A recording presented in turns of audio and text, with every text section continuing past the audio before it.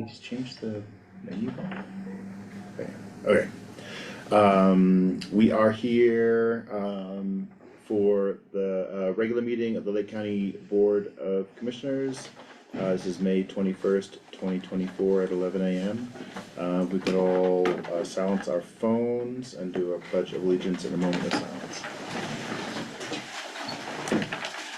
Allegiance to the flag of the United States of America and to the republic for which it stands, one nation, under God, indivisible, with liberty and justice for all.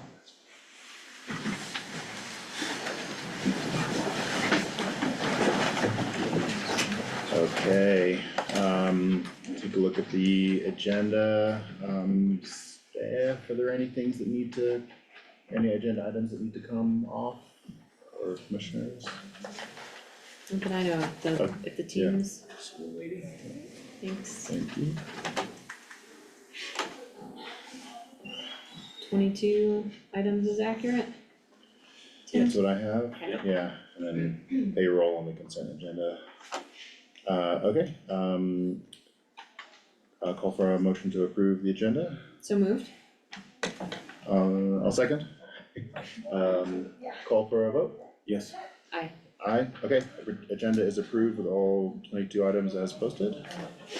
Community information items and legislative updates. I don't have anything to report, Commissioner Munch.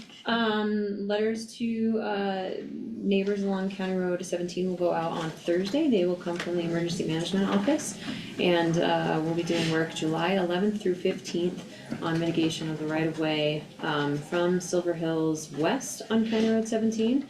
And then in the Silver Hills neighborhood and or other interested private property owners that might want some attention on either hazard impact zones and with an assessment to start them thinking about doing their own work on their properties and or prioritizing disabled folks or elderly or those who might not be able to do the work around their homes.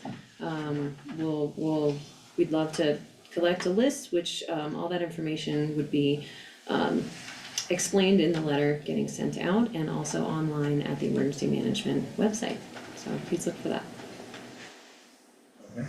Commissioner Edwards, any community updates? Okay, great. Then we can move on to first agenda item, update from Bureau of Reclamation on the Turquoise Lake water release. I have Terry Dawson and Michael Holmberg as presenting, but Tim or Michael, I don't know, did please give BOR the floor or? Yeah. Okay. Excellent. Thanks for coming and attending in person. Yeah, appreciate Sorry, it. we only got Where do this you want chair me? for you. Well, you can stay where you are. Come on. How about I sit right here? Yeah. So I'm not the way to screen. Hi, so my name's Mike Holmberg. I'm the facility manager at Pueblo Dam with Bureau of Reclamation. We've been working with Tim and with Michael Irwin on the releases and making sure that we're keeping the county roads in mind with the releases that we're having to make out of Turquoise right now. This was a little bit spur of the moment, so I unfortunately don't have any kind of a slideshow or anything, but I've got some notes on my phone, so it's gonna look like I'm reading a text here, but I'm actually looking at my talking points here. So just for a brief timeline, back in December of 2023, we had a dual unit outage for some planned maintenance on the Mount Over power plant. Both units were gonna be down until, the idea was till about mid-February. That outage got extended a little bit until like the first part of April. We had both units online and available. Started moving water through unit 1 and unit 2. Through unit 2. Unit 1 was still down for a planned outage, which we can still move water with only one unit. And then unit 2 seized up and failed, and that's going to be a longer term outage. There's some pretty serious issues with that one. So losing the Mount Albert power plant means we no longer have the ability to use the Mount Albert conduit to move water out of Turquoise and put it into Twin. So instead of being able to move project water, the water that we import from the West Slope, we have to move that down Lake Fork Creek and capture it in Pueblo, because we basically have no way to get that physically into Twin other than a river exchange, which there has to be water in the river for that to happen. We just haven't reached that point where we can really do that yet. So it kind of put a little bit of a bottleneck on the whole system. So on April 27th, we began releasing 350 CFS from Turquoise down Lake Fork Creek. We had been trying to figure out how far up we could bump those flows to, and 350 was kind of inching it up there to where it was just at the top of County Road 5A. Working with Lake County on getting the new berm put in on 5A, then we were given the okay to go ahead and release 450 with that, making sure that berm was holding. And we're a little bit late almost today because we stopped and took a look at it. It's the first chance we've had to get up here and look at it. So it looks like the crews did a really good job on that berm and did excellent work there. So on May 17th, we bumped the release up to about 450 CFS. So that's just kind of a real quick and dirty timeline. So just some background on the water in the river. So there's basically three types of water in the Arkansas Basin, at least in this area. There's project water, which is the Bureau of Reclamation brings out water from the West Slope through the Boosted Tunnel into Turquoise. Then there's native water. That's your water that comes in snowmelt, local runoff. That's the water that gets appropriated by the state to the next downstream water right holder. And then there's account water, and that water is owned in Turquoise Reservoir by different entities. So Bureau of Reclamation is account holder, we hold our project water there. The Colorado Springs Utilities, Pueblo Board Waterworks, and the City of Aurora all have accounts in Turquoise. So there's those three different colors of water, or water types that are in there. Bureau of Reclamation controls only the project water, so only that water that comes over from the West Slope is what we are able to move, and then we facilitate releases at the state works with us on releasing that native water, and we facilitate releases from the account holders, the municipalities, and they tell us when they want to release, and then we are able to make that happen. All the native inflows, so anything that comes in local runoff, snowmelt, etc., all of that has to be passed. We're not allowed to store any of that water in Turquoise. What comes in has to come out through the outflow. All the water owned by the municipalities is subject to their own operations. They can fill and they can release at their own discretion. They all have fixed amount of space in the reservoir, and that's where they operate in. But they can fill it, they can release it up to their own discretion. Talked a little about Turquoise operations with who owns water in there. So we talked about the Lake Fork Creek and Mount Albert conduit. As a matter of our practice, we keep a 2-foot buffer below the spillway crest, and that's just for a factor of safety to allow, local thunderstorms, et cetera, just in case. And we always plan to keep that. Every winter, we lower the water levels in Turquoise, trying to draft water to bring water down to Pueblo so we can make room for those spring imports and for local runoff. There is no flood control authorization for Turquoise, so that means it can only be used to store account water. It can't be used to help manage flooding. So if we have it completely full, then any kind of flood event is going to overtop that spillway, and we don't have the authority to store back native water to make sure that nothing gets damaged downstream because of local inflows and local runoff. So we have to kind of be trying to plan accordingly for that. Historically, inflows to Lake Fork Creek have been as high as 800 CFS. It's not common, but it does happen. It's been about 25 years since that has happened, and it was in 1999 or 2000 last time it got up that high, but it's not outside the realm of possibility. So we do have the Good Neighbor Agreement, as Bureau of Reclamation has the Good Neighbor Agreement with Lake County, where we do our absolute best not to release more than 400 CFS down Lake Creek, unless we absolutely have to. And just the current situation we're in with that bottleneck with Mount Albert, big snowpack on the west slope, lots of snow in May that we don't usually see or haven't seen in the last 20 some years. That's why we've been kind of feeling it necessary to move that 450 CFS down Lake Fork Creek. It's doing our absolute best to make sure we're not going to cause uncontrolled spill out of Turquoise, and then those flows will be much higher potentially. So, I apologize, this was kind of thrown together last minute, but that's kind of the quick background that I have. I will answer any questions you guys have, clear anything up that I might have just made more confusing with my little presentation here, but No, that was really helpful background. I had a question just on that last point, when you say much higher, if there's uncontrolled, stuff starts coming out of the spillway, do you have I mean, any sense of what? It really we're talking depends there? on what causes it. So if we get, one of those rain events where it just dumps 3 inches on it in a few hours and we're sitting right there at the top of the crest, my guess is you could be looking at 800, 1,000, 600. So- I mean, it's anybody's guess, but it could be potentially very high. Yeah. And then, maybe this is like getting off topic, but like, do you have any concern about the Turquoise Lake Dam itself? Like, can it No. it can handle Yeah, stuff it can coming out of handle the it. spillway? The spillway's in good shape. We would keep an eye on debris, which luckily the actual drainage into Turquoise Lake isn't that big of a drainage.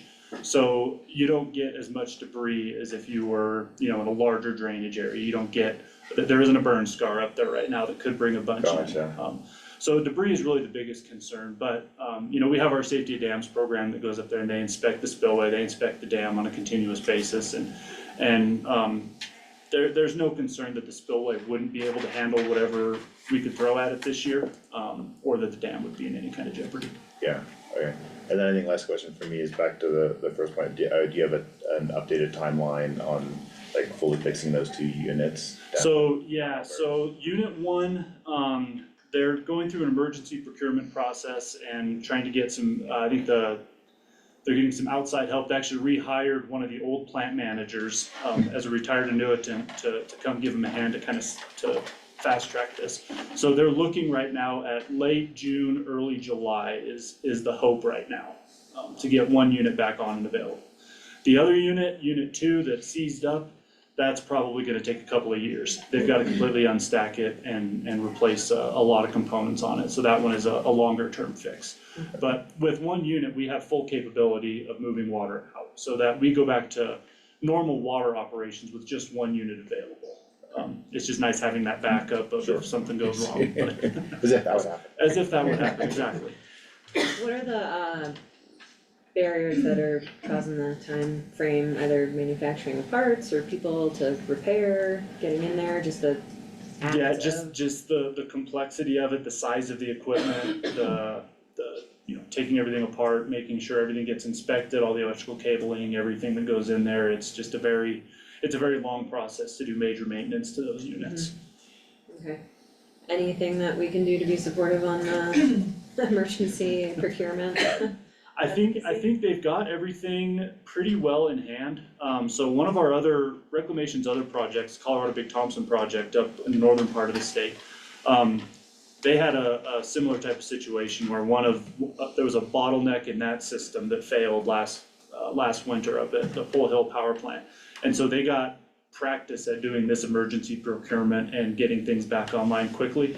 And then it was not far after that happened to Mount Elbert. So the people that are doing it just went through the same process at another facility. So they kind of had a little bit of a practice run. Great, that's good to hear. So June, mid-July is pretty I think confident I think timeframe? right now it's a pretty reasonable estimate. Okay. As things develop, you never know with construction schedules and things. But right now, our folks are pretty confident in that late June, early July timeframe. Okay.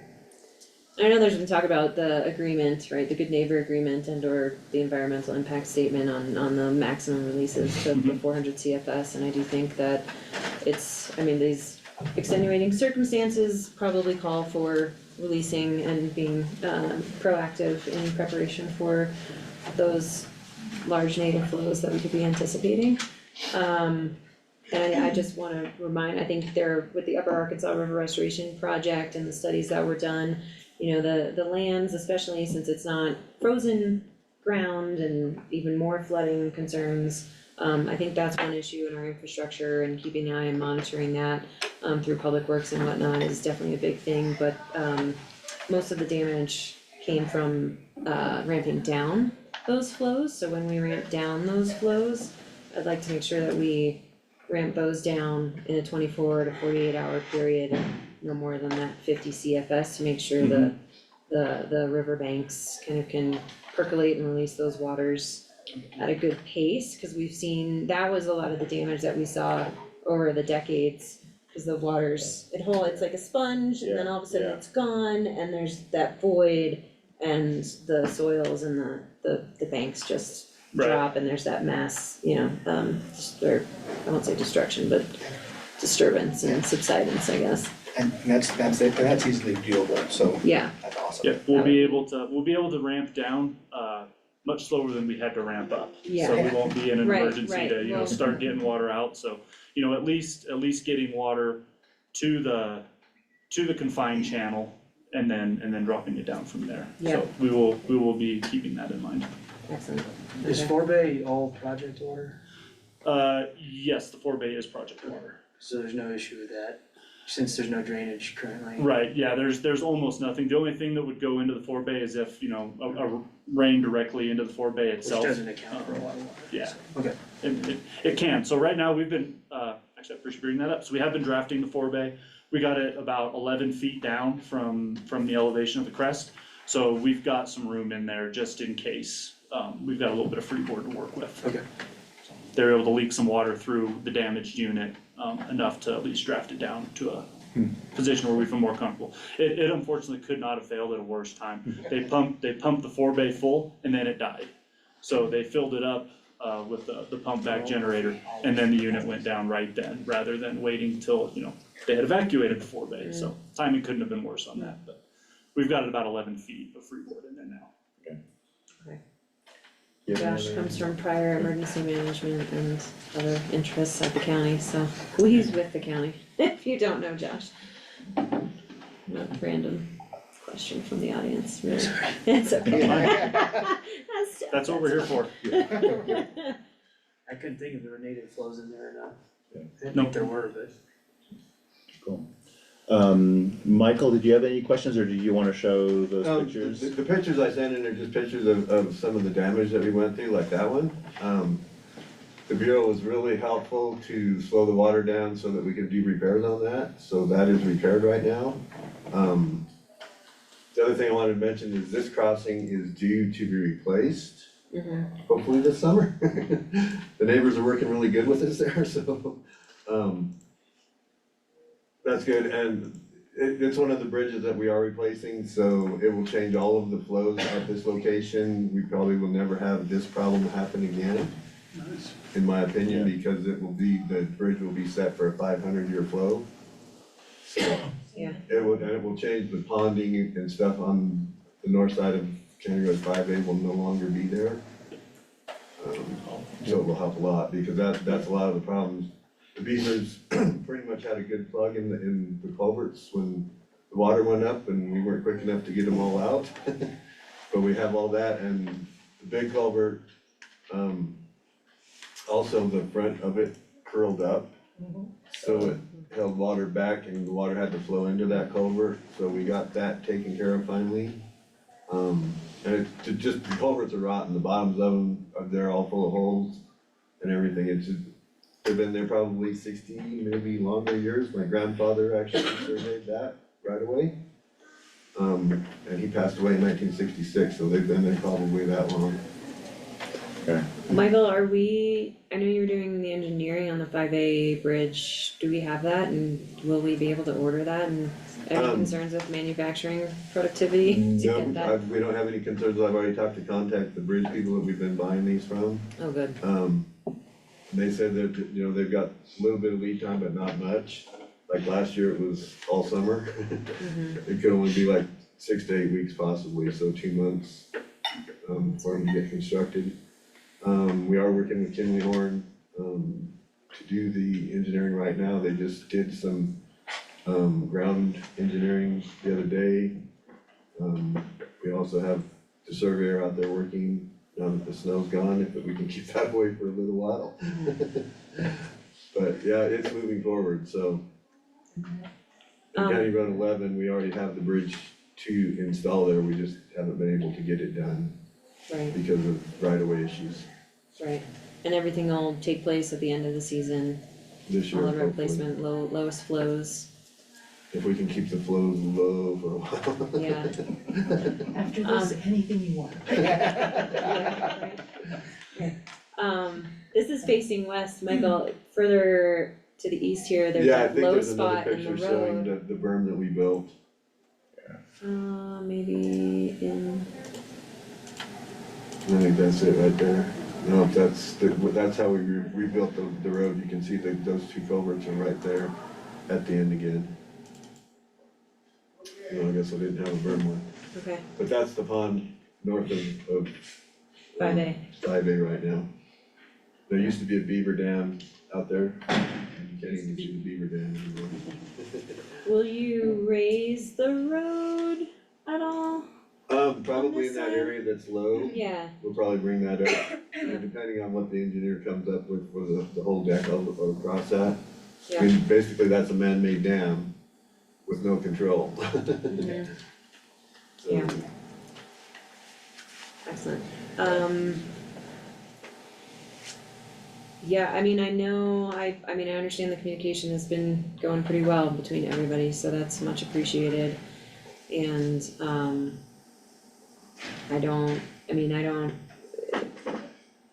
are you gonna sit at the 450 CFS for a little while here? And, I I mean, the think, focus, I think, is getting that repair done, right? So we don't have to kind of deal with this. yep, yeah, so for water movement purposes, we're looking at staying at 450, at least to the peak of runoff. And then take a look at it and see if we might be able to back off from there, but, yeah, any, going back too much right now, we've got the issue of, so once the Boosted Tunnel starts importing water, the way we have to operate that is we'll operate that basically up until we get right to the crest before we need to make the decision to shut off the Boosted, which wouldn't leave any room for local runoff, rainstorms, et cetera. So, and any time we shut off the Boosted, we cause flooding on the west slope, so that would flood out that Aspen basalt, can cause some damage over there, so, keeping that 450 is pretty vital to making sure that we can keep both sides balanced with some kind of a controlled flow, rather than seeing uncontrolled somewhere. right now, are we at 450 right now? We are at 450 right now for the Everything seems to be release. holding really well. I was out there Sunday afternoon and the berm and everything is holding, the water's down below the berm. Didn't look like it was anywhere close to topping, so.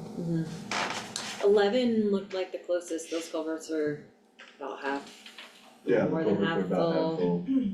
So that might be that's kind of the minimum flow. But we do Or have max. 2 overflow culverts that are handling a lot of the water right now too, so. Oh, right, on that, yeah, I did see those running pretty well. Another question for me on that is like further downstream, I'm trying to like picture the map of like what private property is there. Do you know if we're seeing any damage on private property or any other like I on have a it river bank? downstream from 11 is, the Smith Ranch plus Rolling Day Ranch 2. Yeah. I haven't been on their property, so. They definitely expressed concerns with head gates and, I don't know if those are all underwater right now or not, but I think that's a request to monitor that and see what kind of, compensation or support they could get in any damages. But hopefully if we ramp down slowly, then that would minimize that. Yes. Runoff has started now. It might have slowed a little bit because of cold weather, but it has started. Yeah. I've seen increases in in Tennessee Creek, Arkansas, Cal Gulch, so it's starting to run. What is the communication line if and when you all are looking to release more?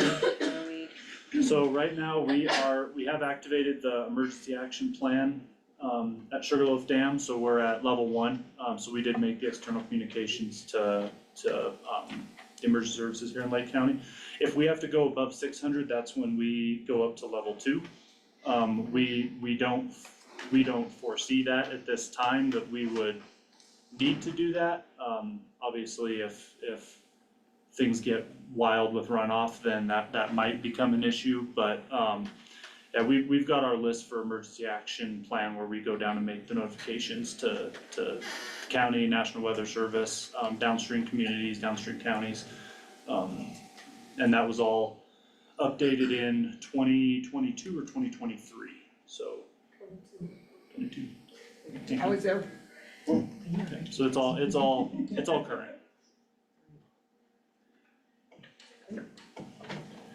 Okay, Thanks. I really appreciate you being in person. Yeah. Thank you. Yeah, Thanks. thank you so much for making the trip. Yeah, Like, absolutely. Carrie, nice to see you. And Lake County has been absolutely fantastic to work with, so thank you guys for your help and your coordination has been paramount, so thank you so much. Good to hear, thanks. Appreciate it. Yeah. They'll be here. Okay, onto agenda item number 2, discussion and consideration of the service agreement with Kimley Horn and Associates for design, bidding and construction services for the 2024 pavement maintenance at Leadville Lake County Airport. Josh, you have to lead. Sure. Do you guys have, do you wanna pull up the contract? You don't have to. I can tell you what the sum was. So it's just a contract to approve the summer pavement maintenance project, Kimley Horn's engineering fees. It's $131,966, I believe. So that's the engineering cost. All of that funding comes from FAA AIP. It is a match grant of 5% for us here at the county, so it's very minimal cost to us. 10% total, the other 5% comes from the state. So, Okay.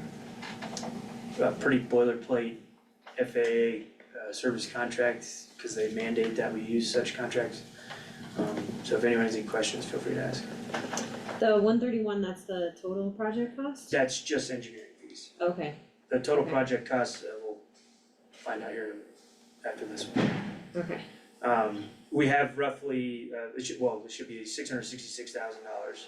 yeah, that's what I was, Of, that was, the number was in my head. I just Yeah, didn't so know it's if we were 600,000 AIP, so federal, and then if you add in the 5% match from state and local, it goes to 666,000.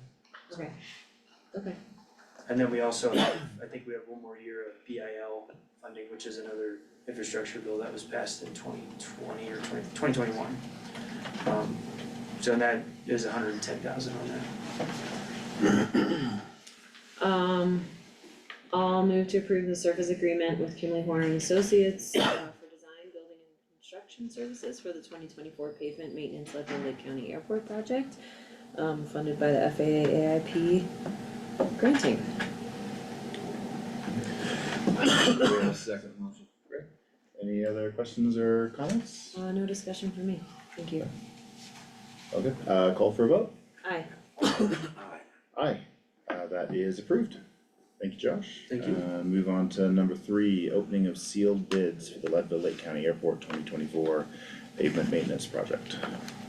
Oh, come up here. Good morning, everyone. My name is Audra Ripley. Those of you who haven't met before, I'm the project engineer and manager with Kimley Horn. So on the behalf of the airport, Josh, of course, is here, who I think we've called out a few times, but, yeah, so I'll be reading, the bids aloud, on the behalf of the airport. So, Nice to meet you, Audrey. yeah, nice to meet you too. How many bids did we get? Just two? Appears it's just 2. Okay, let's see. It's like Christmas morning. Except for you. Yeah, except it's really expensive. It's the Christmas morning for the parents. So we're having to pay for it, right? How much are we getting this for? Let's see here. I can open this one too, put your little pen. Oh, wonderful, thank you. Trying not to paper that, okay, here we go. Alright, so let's see the name of the contractor for this first one. Let's see here.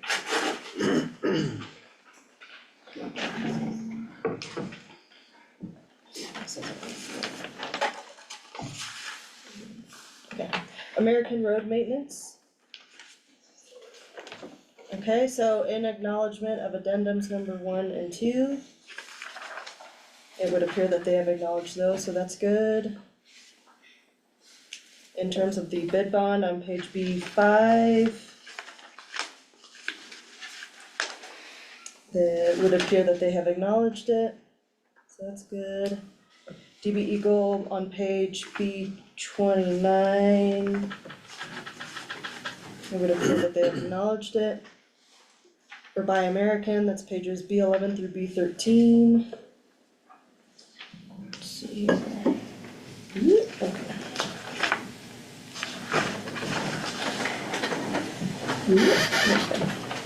Would appear that they have acknowledged it.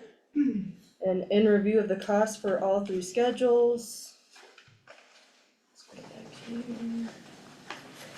Okay, so American Road Maintenance for schedule number 1. $204,526. $204,526.00.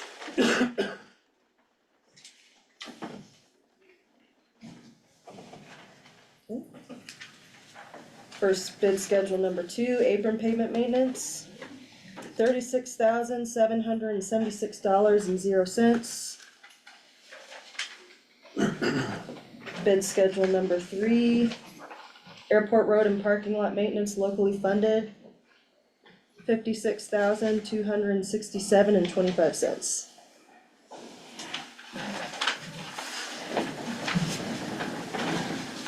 In terms of both federally funded schedules, bid schedules 1 and 2. Oh, I need a calculator. Thank you. I'm like, I can mental map, it might take a second. Okay, in terms of bid schedules 1 and 2, all the federally funded work, $241,302.00. Thank you. Okay. So that's American Road Maintenance. Our second bid from CR Contracting. Let me just make sure I don't get these confused with each other. Okay. Oh goodness, there we go. Okay. And acknowledging addendums number 1 and 2 on page B2. It would appear that they have acknowledged those, so that's good. Bid bond, page B5.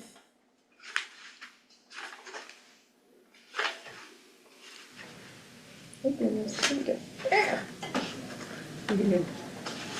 Awesome, okay. Would appear that they have acknowledged that. DB Eagle, page B29.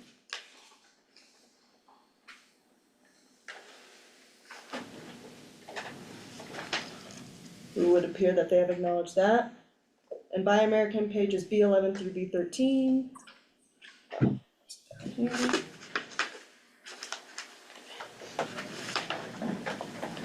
B11.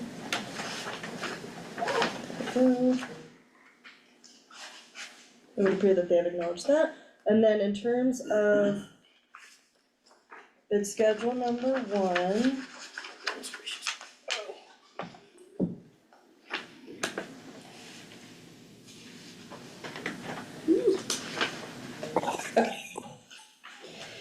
Bid schedule number 1, runway and taxiways pavement maintenance, $233,543.85. Bid schedule 2, apron pavement maintenance, $39,610.80. Bid schedule 3, airport road and parking lot maintenance, $64,263.30. So in terms of bid schedules 1 and 2 combined, which is the federally funded work, $273,154.65. So if the contract is to be awarded, the owner will give the apparent low bidder a notice of award within 90 days of this bid opening.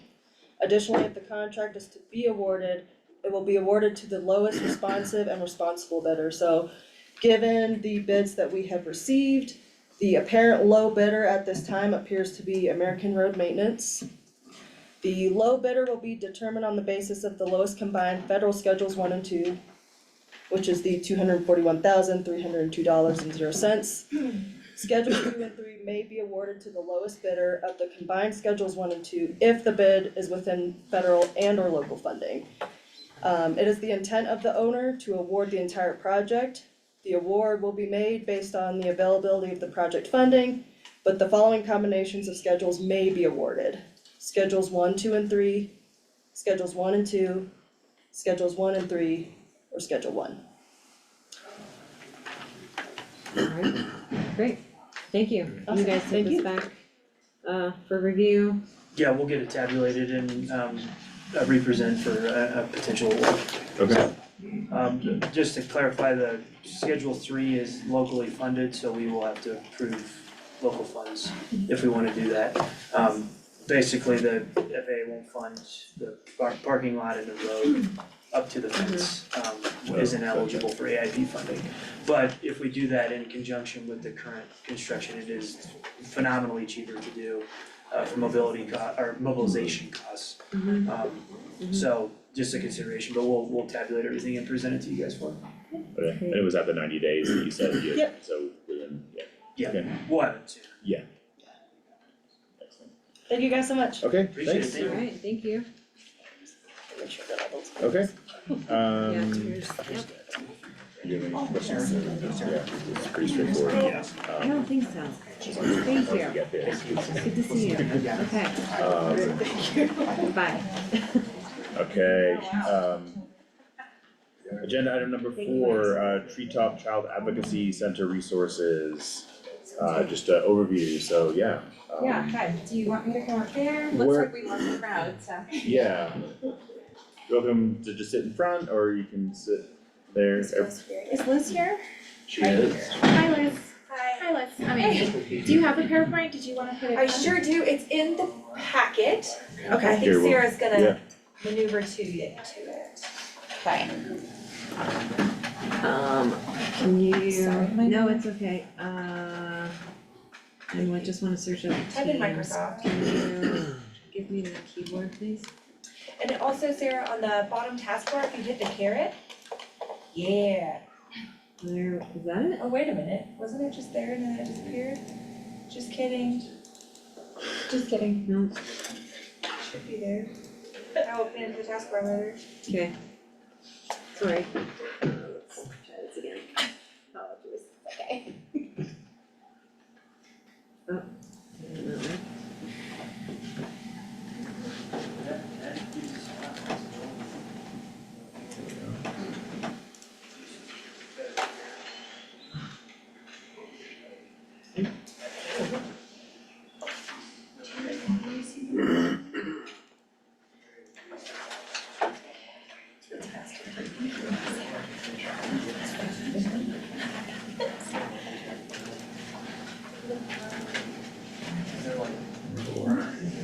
There we are, just this should be a as we did.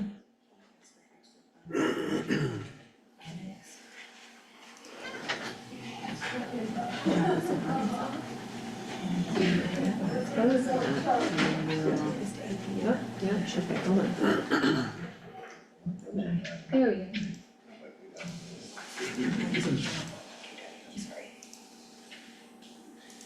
And.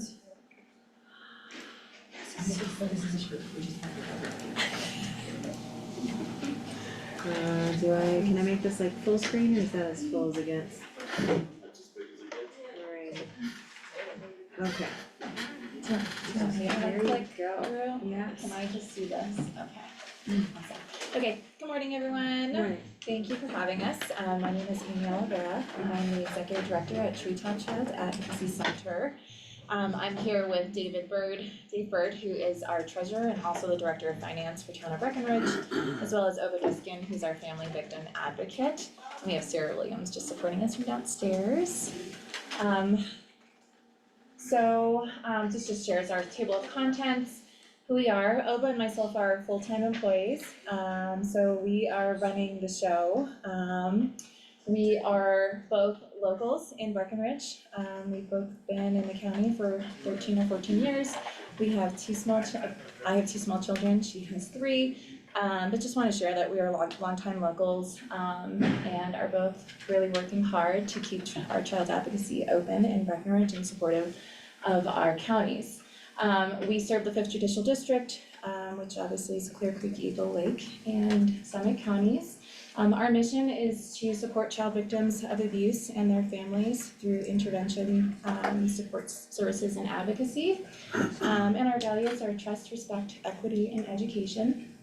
Here we just share the history of CAC. So it began in 1985 through a district attorney called Fred Kramer, who felt that a child had to share their story multiple times, and he wanted to change that and make a difference so that a child just went to one facility and spoke of their abuse and were able to speak to different community partners and get the support services that they needed. So back in 1985, the first Child Advocacy Center was based out of Huntsville, Alabama. Treetop Child Advocacy was established in 2018, so we've been around for 6 years. We are based in Breckenridge, and again, we serve the 5th Judicial District. As of 2024, there are 34 countries around the world that have, that where CACs live. And again, so, well, actually, let's just go to the next slide, sorry, that was just a little bit of our history. So the Child Advocacy Center model consists of 3 components. So what we do is we provide forensic interviews for children who have been abused. We have, on staff, we have 2 trained forensic interviewers where they will meet with a family that comes into our space. And the forensic interviewer will meet with a child in a private room with cameras and a recording system. And we also have an observatory room, which includes the investigative party. If it is a sex assault, district attorney is involved, DHS, as well as our victim advocate, who is there to support the family from the moment that they come into our facility and throughout. So as well, so that's the forensic interview piece. The multidisciplinary treatment team is another component. We host monthly with all of our community partners. So we meet on a monthly basis and we go over cases that are still open and new cases. So that includes community partners, the SANE nurse who conducts our sexual assault exams at the hospital locally, the district attorney's office, Department of Health Services, law enforcement agencies, advocacy, and a representative from mental health. So we meet on a monthly basis and we go over all the cases and see how we could further support the investigative piece. And as far as the victim advocacy, the 3rd component, OBA, so she'll meet and greet the family, and she will conduct a mental health assessment, a needs assessment, and the support services range from she could attend the hospital if the child is sexually assaulted and there needs to be a sex assault nurse exam, she's there to support the family there. If there is a custody battle, we'll go to court, or myself, we go together and we support the families there. If there are food needs, if there are housing needs, anything from the beginning throughout the case, whether it's remaining open or the case is even closed, the families really do rely on our support to stay in touch with them and make sure that they're receiving everything that they need. So this just shares the Child Advocacy Center model and what those 3 components look like. Come on. In 2023, we served 76 children, so that is the primary victims, and we also served the secondary victims, which is 141 victims, totaling 217 families or victims served in 2023. 44% of those cases are out of Summit, 29% out of Lake County, 18% out of Eagle, and 9% are other. And we included other because we don't ever turn down a child who has been abused and requires a forensic interview, and we're collaborating with law enforcement. So we also will receive calls from other counties. We actually recently had a call from San Diego Homeland Security where there was a child that was coming over from Mexico who was sexually assaulted just at the border. And they used our facilities because they lived in Silverthorne. So that just basically shares the counties that are impacted and what those percentages look like. Can I ask, sorry, maybe this is obvious, but like is secondary victims like family members or? Thank you for asking that. Yeah, so a lot of times, the siblings are affected. We've had a case where, the father's brother, so I'm just gonna say Uncle Bob, has been sexually assaulting his daughter for 2 years, and he's just learning of this, and he's now in crisis and suicidal. So we support them in those cases as well. So those are our secondary victims. The types of abuse include sexual assault is our highest percentage, it's at 56% in 2023. Witnessing a violent crime, so that could be abuse between the caregivers in the home, mom or dad, are physically abusing one another or whomever that may be in the home. So witnessing a violent crime and then violence towards a child in a home is the physical and abuse, at 13%, and then neglect. Unfortunately, a lot of these children come from homes where there's substance abuse and they're just being neglected. They're not being taken care of by going to the doctors, getting wellness checks, their teeth are a mess, they have never been to a dentist. Those children are coming through our facility as well.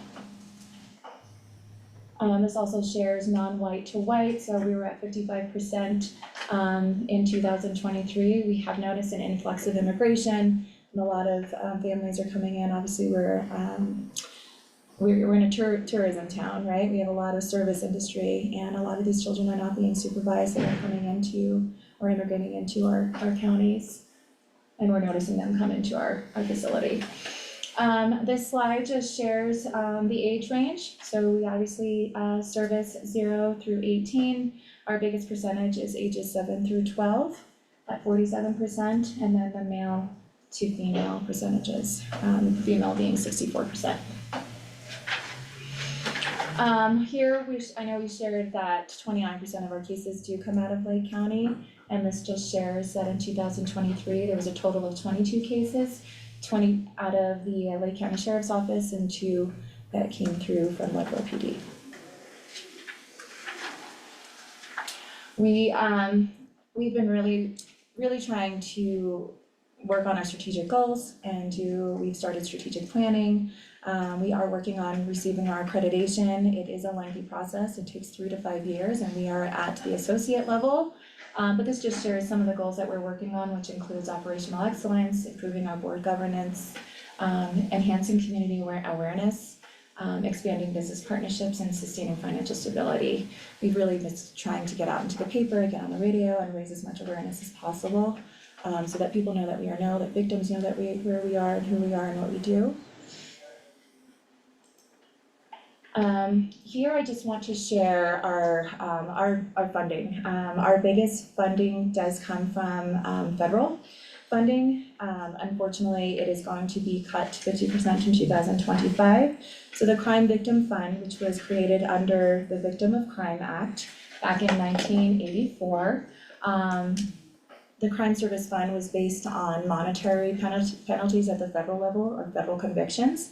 And that has been dwindling since 2021. Back in 2018, it was at 56.7 million, and then in 2021, it was now at 18.2 and just continues to diminish. We were notified late 23 that in 2025, our funding is going to be cut 50%, which we rely heavily on. That is our biggest funding source. So it is impacting us tremendously.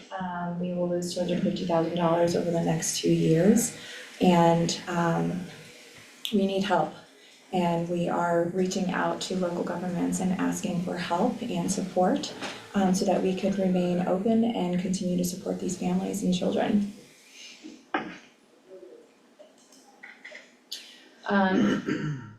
Just to add to that, we have been trying with other crime victim services and collaborating with coalitions. We have asked the state of Colorado to help support crime victim services total at $30 million. Ova and I were down at the Capitol, and we went in front of House representatives and senators and really asking for support, just because we don't know how can we remain open. We need the support to continue serving the children that are being abused. So we have done that. Unfortunately, that $30 million I think has gone down tremendously, and I think that they may support 2.5 of that ask. But again, that is just another path that we have tried to find service or support services.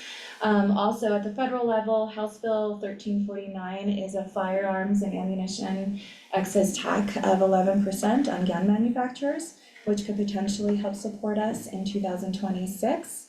I believe that is going to be on the ballot, but again, that is something that is down the road, and we really need help in 2025.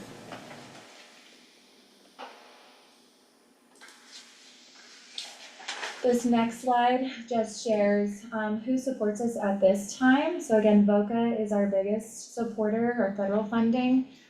We've also received support from Recreation and Vacations Gives, which is a foundation, the Summit Foundation, some other local foundations. And we have been receiving support from other local governments within Summit County and Eagle County. Not sure if you have any questions here. I know Dave wanted to speak to some of this, but this just shares numbers.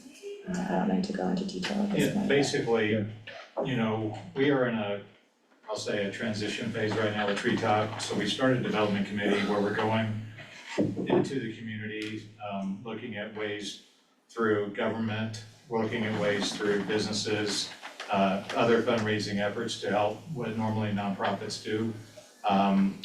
Right now, our focus in the near term is town governments and county governments. Everybody's working on their budgets in the summer for 2025. That's why we're making a lot of visits in the month of May and June. And, you know, basically, you know, if you look at, we're about 130,000 low in cash right now in 2025 in the current funding that we have today. And so, Amy, if you want to go to the next slide. Sure. This just kind of gives a breakout of where we are now with on the government focus only. We're about 82,000. As Amy mentioned, most of those are coming out of Summit County, and a little bit out of Eagle. And, you know, our ask going forward as we're going to do meetings over the next 30 days is to try to raise money in the government side through all the areas that we support. And hopefully, if that does happen, we'll have another 150,000, give or take, more than what we get now from government, which will kind of help us out in 2025. You know, there are some things going on maybe in 26 or down the road, or maybe we'll get some additional funding through excise tax. We don't know that just yet. So our goal right now is to try to shore up what we have and through our communities that we serve. And so I'll say from a Treetop perspective, we've been serving the communities, as mentioned, since 2018, but there hasn't been a lot of awareness that we've done in all the counties, and, you know, shame on us, but we're doing that now. And so this just gives a breakout of kind of the percentages by county and what we're looking at right now. We're not sure what will happen, but that's our ask of every jurisdiction. Is the Summit Foundation or other giving, is that an annual or is that just It's also? an annual ask. It's and an we'll go- application, we apply annually. Yeah, so So 23. everybody is gonna be an annual, right? And, you know, like in Breckenridge, Treetop is in the police department's budget. Mhm. And so it's gonna be part of that just normal budgeting process, but different towns or counties, you know, might do grant funding in a different way. Mhm. And so, Summit County is part of their general fund. So it just really depends on how they manage that. But yeah, that's kind of how that is. And like Dave said, we've been here since 2018, we've been here for 6 years, but there has been turnover. I am the 5th ED in 6 years, I'm the first local executive director. Oba actually was, she worked in the district attorney's office, I was a probation officer before this. So we both were kind of like, we really want this organization to be around the children in our counties, need our services, and we wanna make sure that we remain open for them. We can't stop violence, we can't stop the toxic cycle, substance abuse is always gonna be there, violence is always going to be there, we just have to be there for the children so that it's not this vicious cycle. And I will say, historically, it looks like 80 to maybe 100 cases a year is what Treetop basically does. We showed you detail in 23, but if you look at where we are so far, 24, We're at 22 cases yeah, right we're now. tracking towards around that 80 to 100, and it goes some weeks, what did you have, 8 cases, 8 last month? Yeah, so it can be ebb and flow. It's, yeah. You don't know where they're gonna come from. I mean, Right. that's, Right. What's you said you even help families after, you know, cases may be closed or whatnot, what's the longest duration of assistance in case management that you? I would say average 6 months to a year. Mhm. You know, we have families from years ago, which we were not a part of, that still check in. Yeah, And they just call in and, yeah, we stay in touch and just share what they're going through still, or who they're still seeing, if they're still in therapy, what's changed in their world. They still may need our services, like, what do you think I could do Right. for this? I need help with a lawyer, is there anywhere that you could help and find me a lawyer? Or they're still going through immigration or stuff like that, we still get those calls. That's great to have that connection Yeah. either. So we are asking for support in 2025, and we just wanted to share what that looks like and what that support is for. So just our infrastructure, our personnel, continuing education and training for both Oba and myself. We have our membership fees, which is the associations and national certificates, our accounting. And also, awareness is marketing. We acquired marketing and development services recently just to get our word out there and make sure that people know that we are here and we can help. And then we have so many aspirations as far as so many more things that we could do for families. By visiting, there are 19 CACs in the state of Colorado, and we have visited several of them and continue to, and we're learning that in those districts, they're supporting children with, children who have been displaced or their families are dealing with physical abuse or domestic violence and they're being pulled out of the homes. If we could provide backpacks and pajamas or levies and toothbrushes so that they just feel a little bit supported, being pulled or displaced from homes. We would love to add a bilingual family advocate. We would love to have mental health in-house and also medical in-house. So we do have all these aspirations that we're working on and additional goals. And I believe that is it, unless there is anything else that we want to share, any other questions we'd love to answer. I don't know, I'll say, thanks for coming up in person, like you said, I did not know what you did. Well, So good, it's I'm really glad great that we- just to get that background, so thanks. Yeah, we were fortunate to meet with him last week and just share again who we are and what we do and how we work so closely with Lake County. And Sarah and Oba and I see each other probably on a weekly basis. We work very closely with Lake County Sheriff's Office and Sheriff Beckman. And we're close, we're a tight-knit community, we're a small mountain town, and we just wanna continue helping and supporting our district. I just have a quick question for you. Why is our annual ask so much larger than Dillon and Silverthorne and Avon and Eagle? We just looked at the county as a whole, basically, and there's 5, locations that are making up the summit, including the county on top of that, where, we're looking, not perfectly science, but if you look at the percentage of the cases and trying to look where some of the funding comes from, just trying to spread it out as best we can. Yeah, so Summit County provides $30,000 a year, and the town of Breckenridge provides $20,000 a year. Frisco is 5, Dillon is 2, and Silverthorne is 5, but we are going back to Frisco, Dillon, and Silverthorne for If additional we can get funds. more, we'll try. Yeah. Yeah. Sarah, you had wanted to, Yeah, I just wanna chime in a little bit that we do rely heavily on their services when it comes to child victims. In my department, you guys know, I also serve victims of crime, but my spectrum is a lot more broad than theirs. So when I have a child that needs services, I bring them to these ladies more than anything.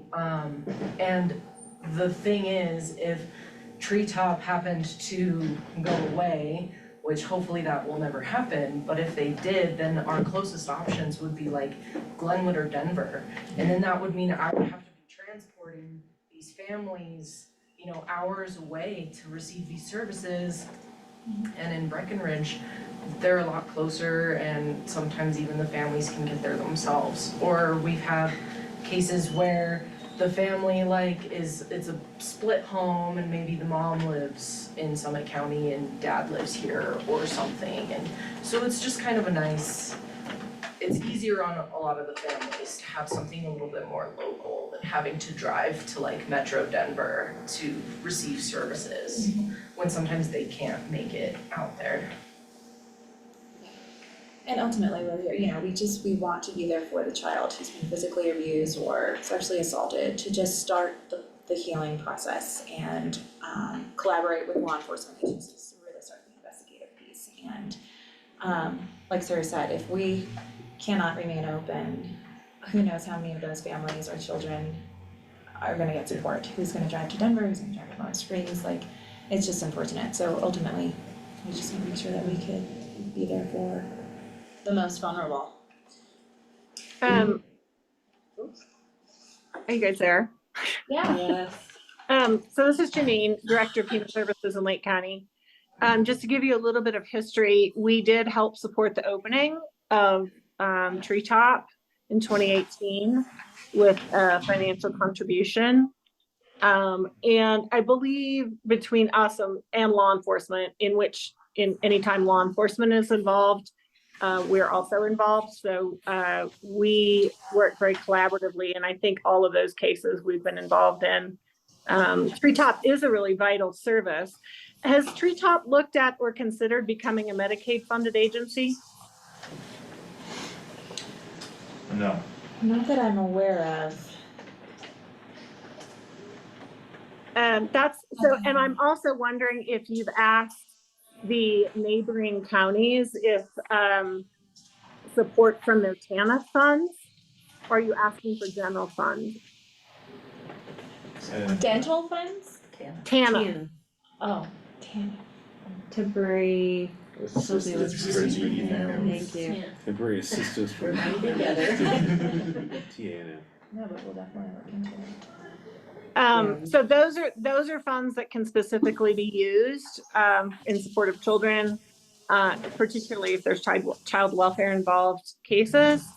The other thing is, I know some child advocacy centers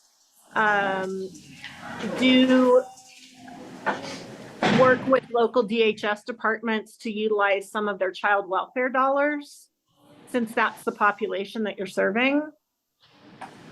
So I think there's opportunity for some creative use of the funding streams that are out there through DHS. Yeah, we actually have, so one of our board members is, she works for Eagle County DHS. And she has also shared, we should, on those cases that come through, we can look for additional funds and support through, Child welfare? Oh. I can't remember exactly, but, Core services? It could be maybe, core that's services it. or, yeah. It is core services, thank you. Yeah, So there's we quite are a bit of funding available through that route, and that's definitely the population you're serving. So be happy to talk with you more about it. Okay, great, thank you. Yeah, Would love that. Should connect with Janine. We'll get it. Okay. Creating Great, funding creatively. okay. Allocating there. Thank you, Excellent. Janine. Okay, any other questions or? No, thank you so much for Yeah. Thank you so the much. support Thanks for and the having work us. that you do. Appreciate it.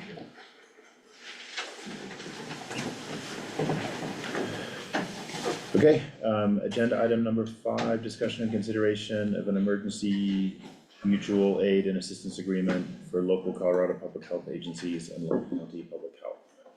That is Melissa. me today, because our public health ladies are not available. So I, as the contract revisor, am your girl. This is an emergency mutual aid and assistance agreement. I think the important thing to recognize off the bat is there is a statutory scheme called the Colorado Disaster Emergency Act, which coordinates agencies like our county public health, authorizing it coordinating with other similarly situated public health departments in counties. But as number 2 in this MAA sets forth, this is a mandatory type of document.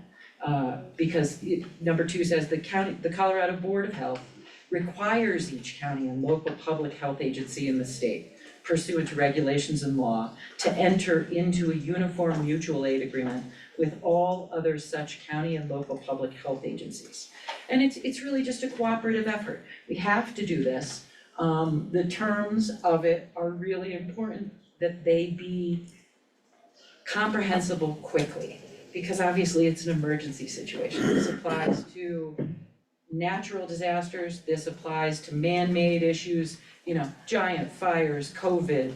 It is broad because we cannot predict the next COVID. that will need this type of thing. It's kind of a beautiful document, in that if other counties, other agencies request aid from our public health, we can say no. You know, depending on what the emergency is, whether it's affecting us too, and strapping our resources, we can say, we just don't have it for you, I'm sorry. We can get back to the people requesting aid and say, you asked for this, we're gonna tweak it a little bit and make it into something else, is that okay? But it sets, it's very clear, it's extremely helpful in the case of an emergency. When nobody wants to think of these procedures, you pull out this pretty short document. Section 3, Section 2 says conditional obligation to provide aid and assistance. Again, we can say no. Section 3, procedures for requesting aid and assistance. Who needs to talk to who and how? There are lots of extra words in this because depending on the disaster, hey, maybe we don't have internet, maybe we don't have phones, how do we communicate? Best available type of thing is set forward really clearly in this. Section 4, solicited parties assessment of available resources and ability to render aid and assistance. Again, another way of saying, do we have it for you? Sure, we want to help, but do we have these resources that you're looking for? And again, we can say no. Section 5, supervision and control, sets forward sort of the hierarchy of, it will be public health, but public health can make requests of lower entities, hey, can you guys do this for us? Yes, and how we communicate with one another. Section 6 is particularly appealing, length of time for aid and assistance. It's an initial period of 7 days. And after that, the agency requesting and the agency providing communicate, hey, do you need more time? What do you need? But it's not a forever thing, which I think is great. Reimbursements, this is aid that we will not ask for and others will not ask for unless it is necessary. But these are big emergencies. These are not little things where we would be asking others for assistance. But other than that, it is a reasonably straightforward legal agreement. The last couple of pages are, boilerplate law. But that is what it applies to. But the essence of it is to provide cooperation in disaster situations, no matter what they are. We don't know who the signatories all are to it because this was a Google document that needed to be finalized by a week ago Monday. There will be an Exhibit A that lists everybody who signs on. Given the legal parameters, I would expect it would be every county's public health. And sorry, maybe you said, is this county-wide or is this statewide with all counties? Okay, so it's not just like neighboring counties or within 100 miles or something, okay. No, yeah, it's statewide because it is the Colorado Disaster Emergency Yeah. Act. Okay. So, with having Summit Community Care Clinic here as well, do we need to make some arrangements with them on I suppose maybe that would only come up in the emergency or, now that we're kind of maybe shifting some of our services? right, and I'm familiar with that, that's on your agenda too. Summit would, under this sort of agreement, the vision, and I'm spinning out a hypothetical, as lawyers tend to do. But Summit will sign this, their public health, and then if they need to bring in the care clinic, that would be a resource. We could probably, given our current agreement, reach some sort of agreement with the care clinic, depending on what it is. Yeah. But I would think the Summit Care Clinic would be a subsidiary of Summit County's public health under this agreement. Okay. Thank you. Yeah.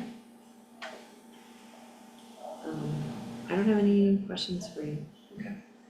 Yeah. I'll Thank you. move to approve the Emergency Mutual Aid and Assistance Agreement, or MAA, for local Colorado public health agencies and Lake County Public Health. Seconded. Great, so now we're out of No questions, further discussion. call for a vote. Aye. Aye. Aye. So the mutual aid and assistance agreement is approved. Thank you. Thank you very much. Thank you, Melissa. Agenda item number 6, discussion and consideration of a PSA with Allison Casillas LLC for the Lake County Department of Human Services to receive legal representation, legal advice, and related legal services regarding child welfare, child support, adult protective services, and public assistance, led by Janine. Hello. Yep. This is our annual contract with Allison Casillas, special county attorney. And I think it's been a little bit before we presented this contract to you all, annually renewed. Allison has been very, very generous over the years to keep the same contract amount. It's never changed since I've been here in 11 years. So she is available for all of our child welfare cases, adult protection cases. The bulk of her time is spent in child welfare, but she does also represent the county on child support. And occasionally there's a public assistance appeal. I think we've done one or two in the last couple of years. But her specialty and expertise is in child welfare, and she's very valuable to the team. So we are excited to have her continue doing this work.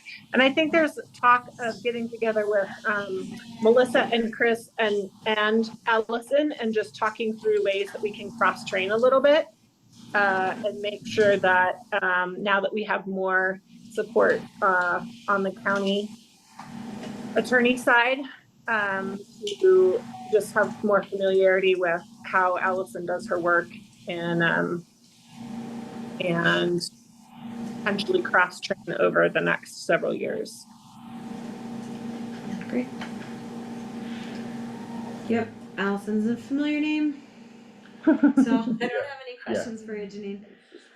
I'll move to approve the professional services agreement or PSA with Allison D. Casillas LLC for Lake County Department of Human Services to receive legal representation, legal advice, and related legal services regarding child welfare, child support, adult protective services, and public assistance. Second that. Okay. Any additional questions? No, No. Okay. further discussion from me. The only I'd like to echo what Janine said about the rates and stuff. Her fees are about as low as I've seen for anyone doing that kind of work in the state.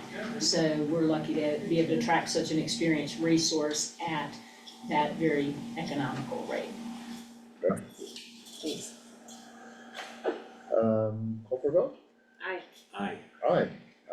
The PSA with Allison Casillas LLC is approved. Thanks. Thank you. Thank you. Agenda item number 7, discussion and consideration of a PSA with MGT Consulting of America LLC for a cost allocation plan.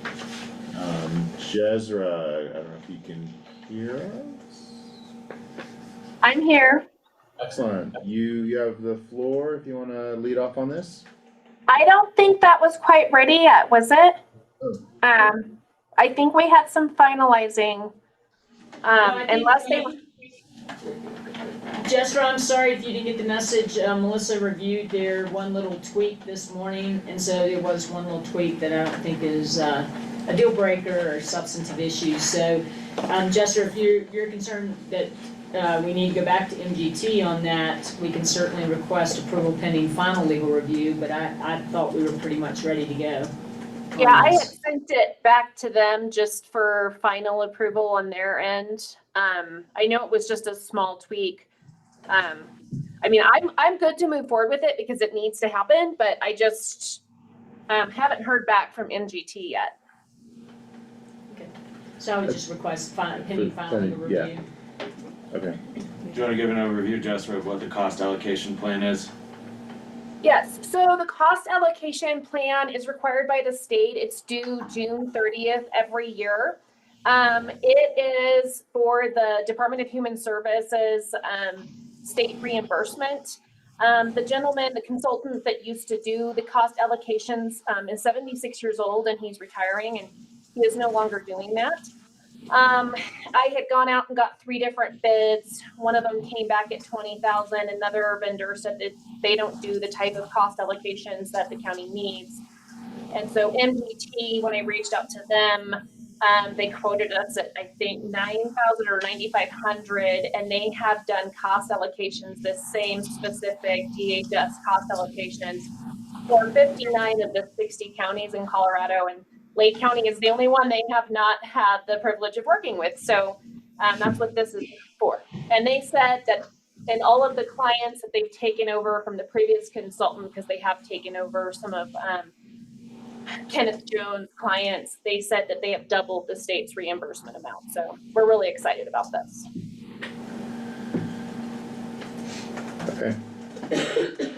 And you said this is a required. Yeah, No, it's state they requirement, responded has to be and done went by for, June 30th. Yeah, and we just don't have the software to do it ourselves. Okay. I wonder real quick, just for educational folks in the room, Janine, can you speak to Jessica's last comment about doubling the state reimbursement and just give us an overview of how important either the allocation and the use of those funds and then reporting and requesting reimbursement is? Yeah, it is very important. It actually pays for a part of each of your salaries. And a part of the IT costs and a part of finance costs for the county. It essentially says that you will be reimbursed for a portion of that. And I do know that we've used the same person forever and ever and ever. So I think it's really great that we're looking at that and probably updating the reimbursement rates is what they're looking at. It's kind of a hidden thing that a lot of the public doesn't know about in terms of how much the state does to support county. So this is in addition to our allocations that were given for our programming.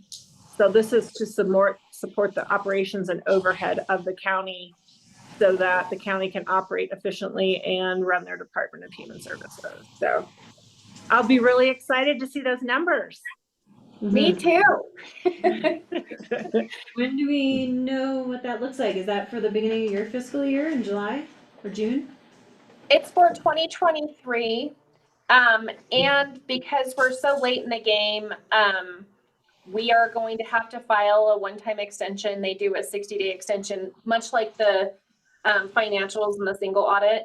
And so MGT already gave me great advice. They already gave me the template to submit and the contact people at the state. So they said it's best to wait till June 1st to submit that extension.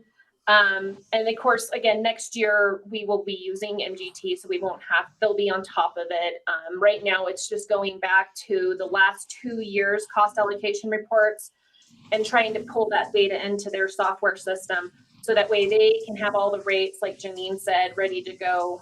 But since we're a first-time client for them, they have a lot of ground to cover. I also, as a director, the director of DHS reviews that cost allocation plan and signs off on it as well.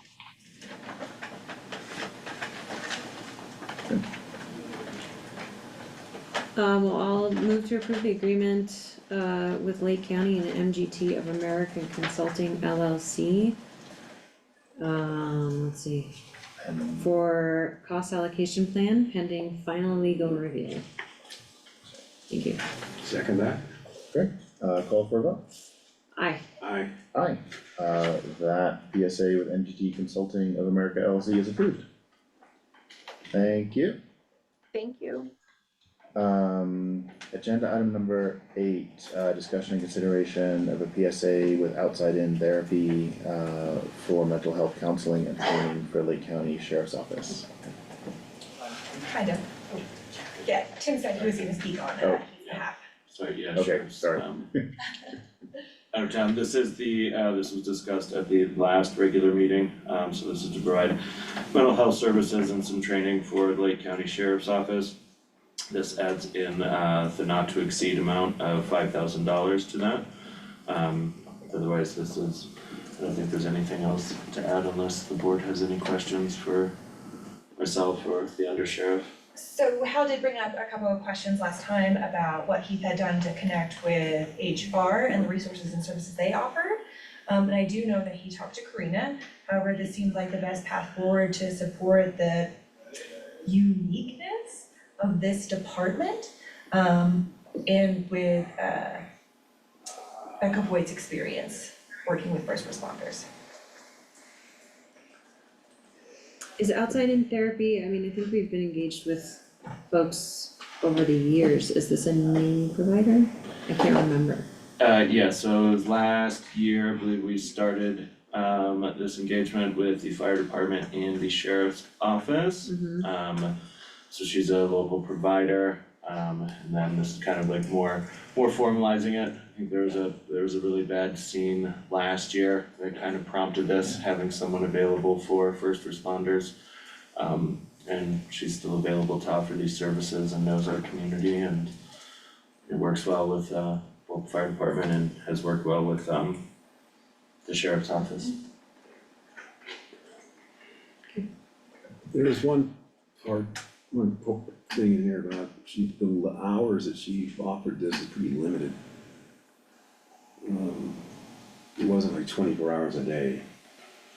Yeah, I think part of that, and correct me on that, is so more like debrief after the scene, so taking the time for everyone to decompress a little bit and then finding the time with her so they can have the team-based meetings and then set up individual things afterwards.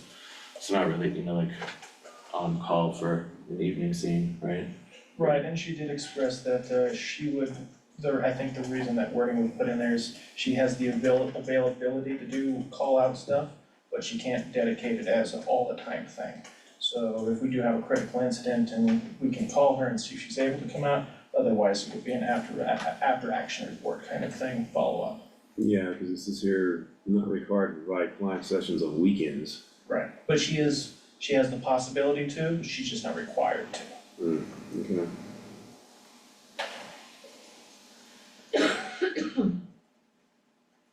And this will be supplementing the previous engagement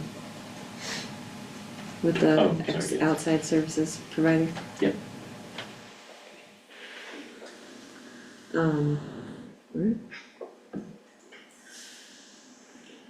I'll move to approve the PSA with outside in therapy for mental health counseling and training for Lake County Sheriff's Office. I'll second it. No further discussion from me. None from me, okay, great, call for a vote.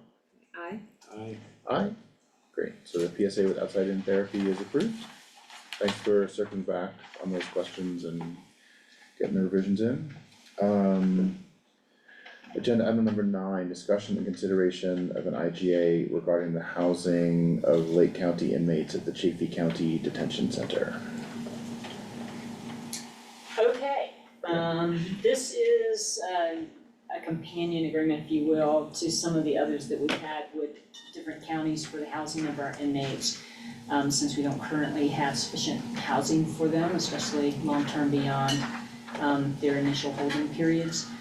So this is actually one of the ideal agreements. As y'all know, some of our past agreements have been with counties that are quite a distance from here, and so having this ability to partner with Chaffey County to house our inmates is very desirable in terms of more efficient time and travel with the Sheriff's Department. And Sheriff O'Brien, I don't know if you want to chime in on how this will help. So, yeah, and it's not gonna change our current agreement that we have with them, it's essentially just putting it in the paper. So it's no longer a handshake agreement, and it's kind of standardizing the amount that we pay for inmates, so that in the future, if it does change, we have forward notice and we're able to negotiate that. So they can't just say, oh, the price is now $120 or something like that. We're just trying to update and standardize some of these agreements, and we pulled that IGA, I believe, from the agreement we previously had with Teller County, which we no longer use them. No questions from me. Yeah, not from me, okay. I'll move to approve the intergovernmental agreement, or IGA, regarding the housing of Lake County inmates at the Chaffey County Detention Center. Second it. Great, and call for a vote. Aye. Aye. Aye. So that IGA with Chaffey County Detention Center is approved. Thanks for tidying that up. Agenda item number 10, consideration of a template for the Lake County Sheriff's Office towing service agreement. So we've updated our towing service agreement and policy there, and there wasn't a defined policy beforehand. I think there was kind of a boilerplate that we pulled from Lexipol, which is where we get our policies from. But this is more in-depth and gives them responsibilities and proving that they have PUC responsibilities, that they're registered carriers and have approved drivers.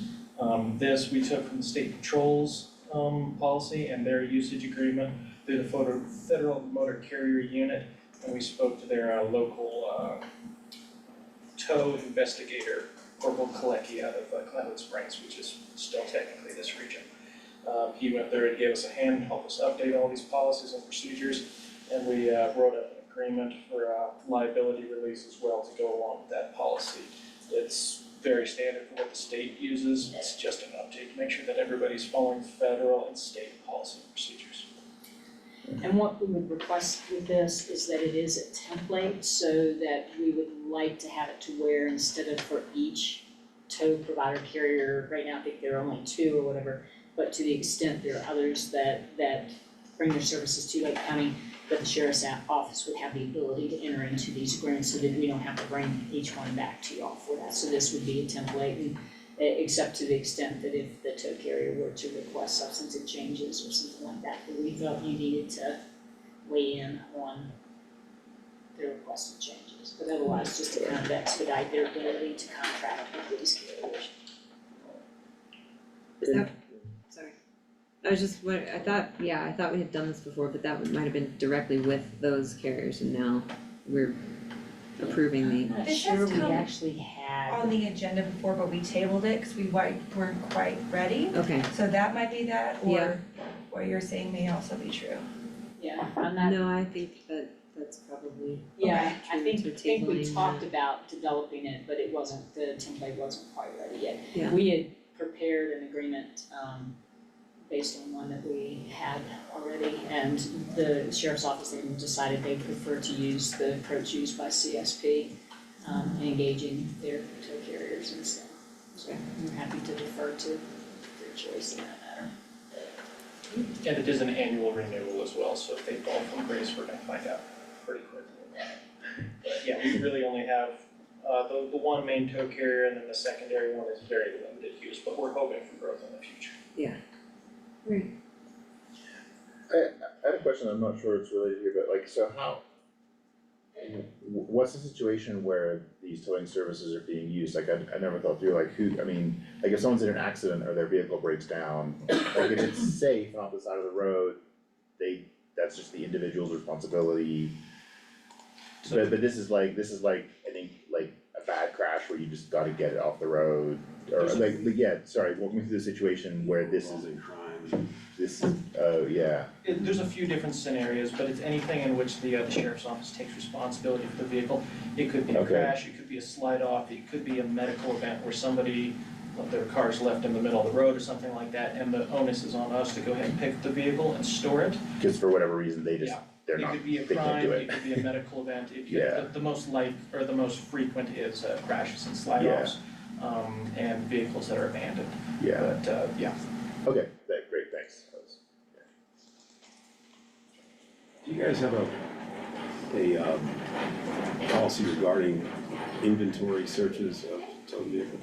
we do. Okay. I don't have it handy, but it is. I wanted to see it, that's what I'd be having. Yeah, the standard policy is no locked containers, I believe, no damage to the vehicle, just open view of inventory for valuables. And the agreement does address that, that the tow carrier would take responsibilities on. Yeah, I'm ready. Okay. I'll move to approve the template for the Lake County Sheriff's Office for towing service agreement for use with current and future engaged providers. Second your motion? Great, and call for a vote? Aye. Aye. Aye, so the template is approved, thanks. Thank you. Agenda item, sorry, just 11. Thanks. Discussion and consideration of an MOU for the Lake County Interagency Oversight Group, IOG, between Lake County Department of Human Services, Lake County Fifth Judicial District Probation Department, Lake County Fifth Judicial District Court, Lake County Public Health Department, Lake County School District, Sol Vista Health Mental Health Center, Health Colorado, Division of Youth Services, Diversus Health Network, and Advocates of Lake County. Yes, so, Oh. I'm sorry. No, it has Gloria Perez down. Yeah, But- I'm covering for Gloria. Excellent. Yeah. So this is something that we do once a year, and this is basically just getting this MOU approved and signed ultimately.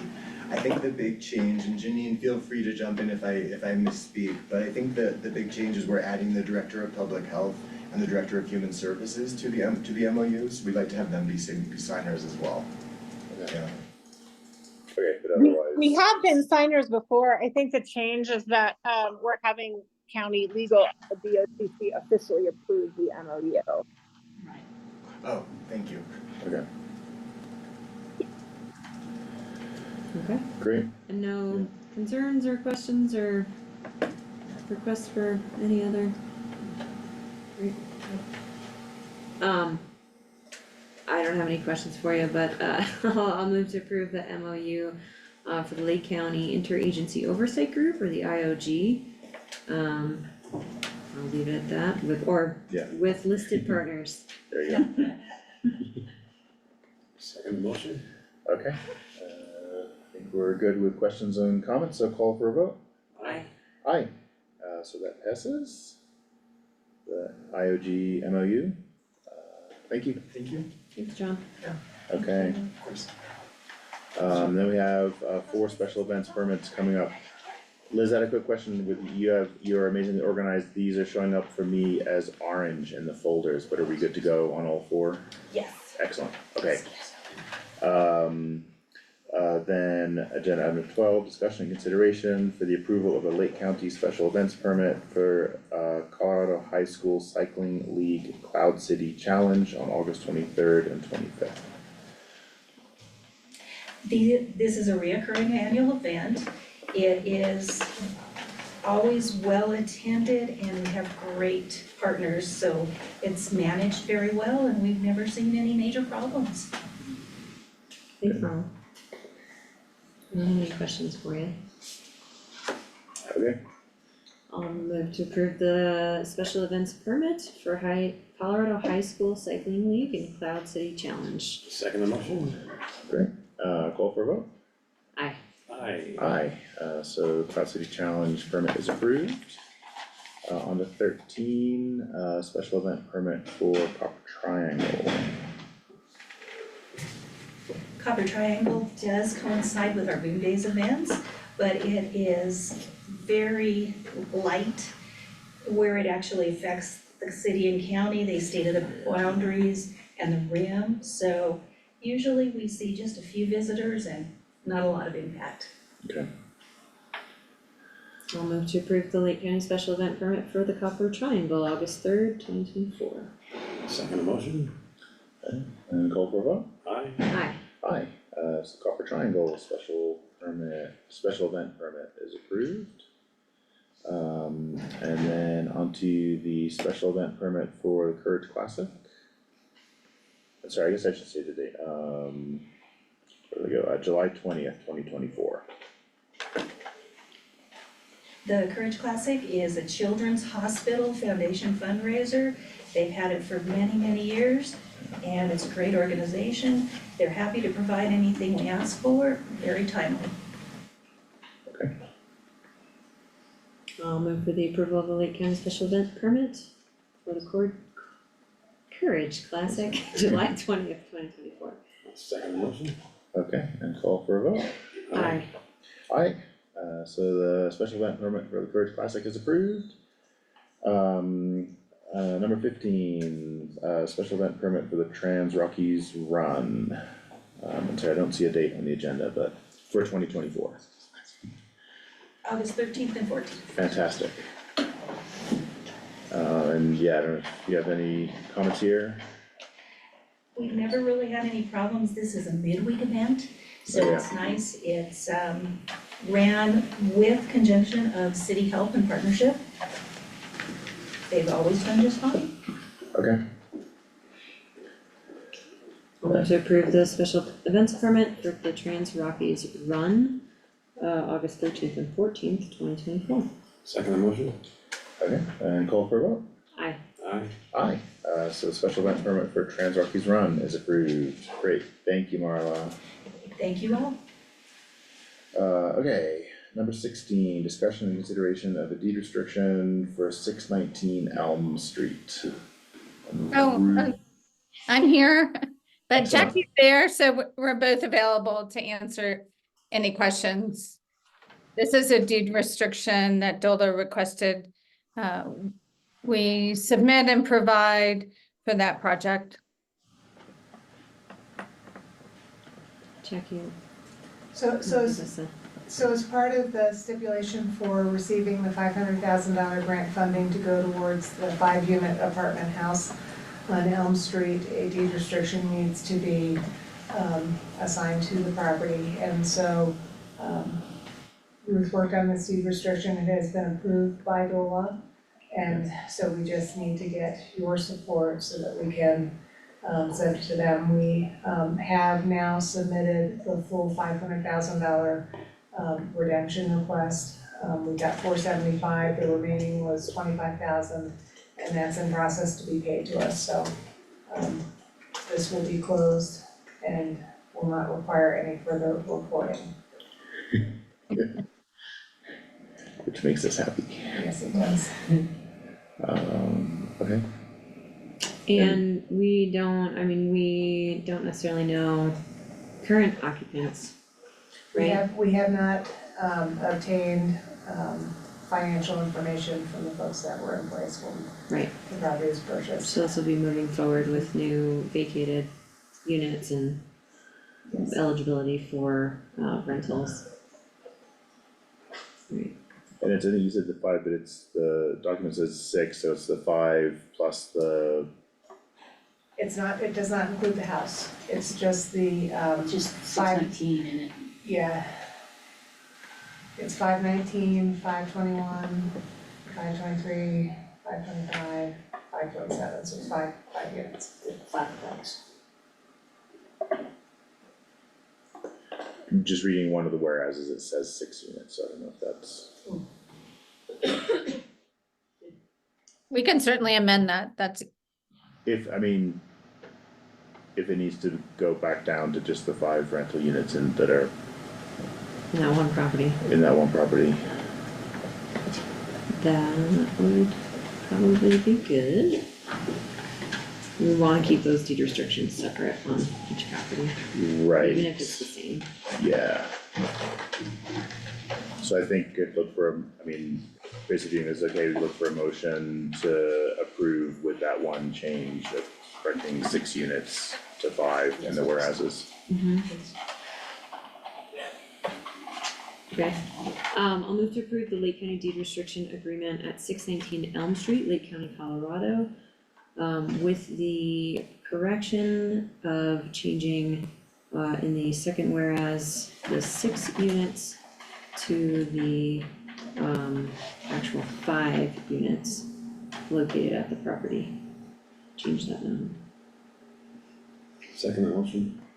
Great, any further questions or comments? Just Yeah. to continue, trying to manage the property, and we're doing our best to move along to get dedicated staffing for that, and then, I suppose we have the conversation yet to be had on what the long-term plan is for the property, whether or not we've talked about various things, but, selling the property with the deed restriction imposed on it, or holding on to the property, so it'd be nice to have that conversation. We're working on the RFP with the approved funds for the, to address the deferred maintenance. So it should be out soon. Great, Okay. thank you, team. Nothing more from me. Okay, call for a vote? Aye. Aye. Aye, So the deed restriction with the noted change is approved. Thank you Thank very you. much. Thank you. Thank you. For taking on that among many other projects. I'm very excited it's closed. Thank you for making that happen today.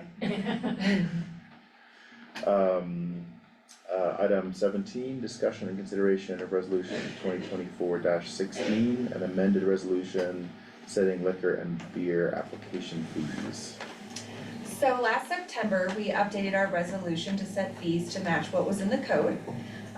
It's perfect, it's beautiful. However, in our new adventures with special event permits, we're learning that we missed one section of that. Okay. And that's the fee for special event permits. We'd like to ask for those to be $100 when folks are seeking liquor licensing.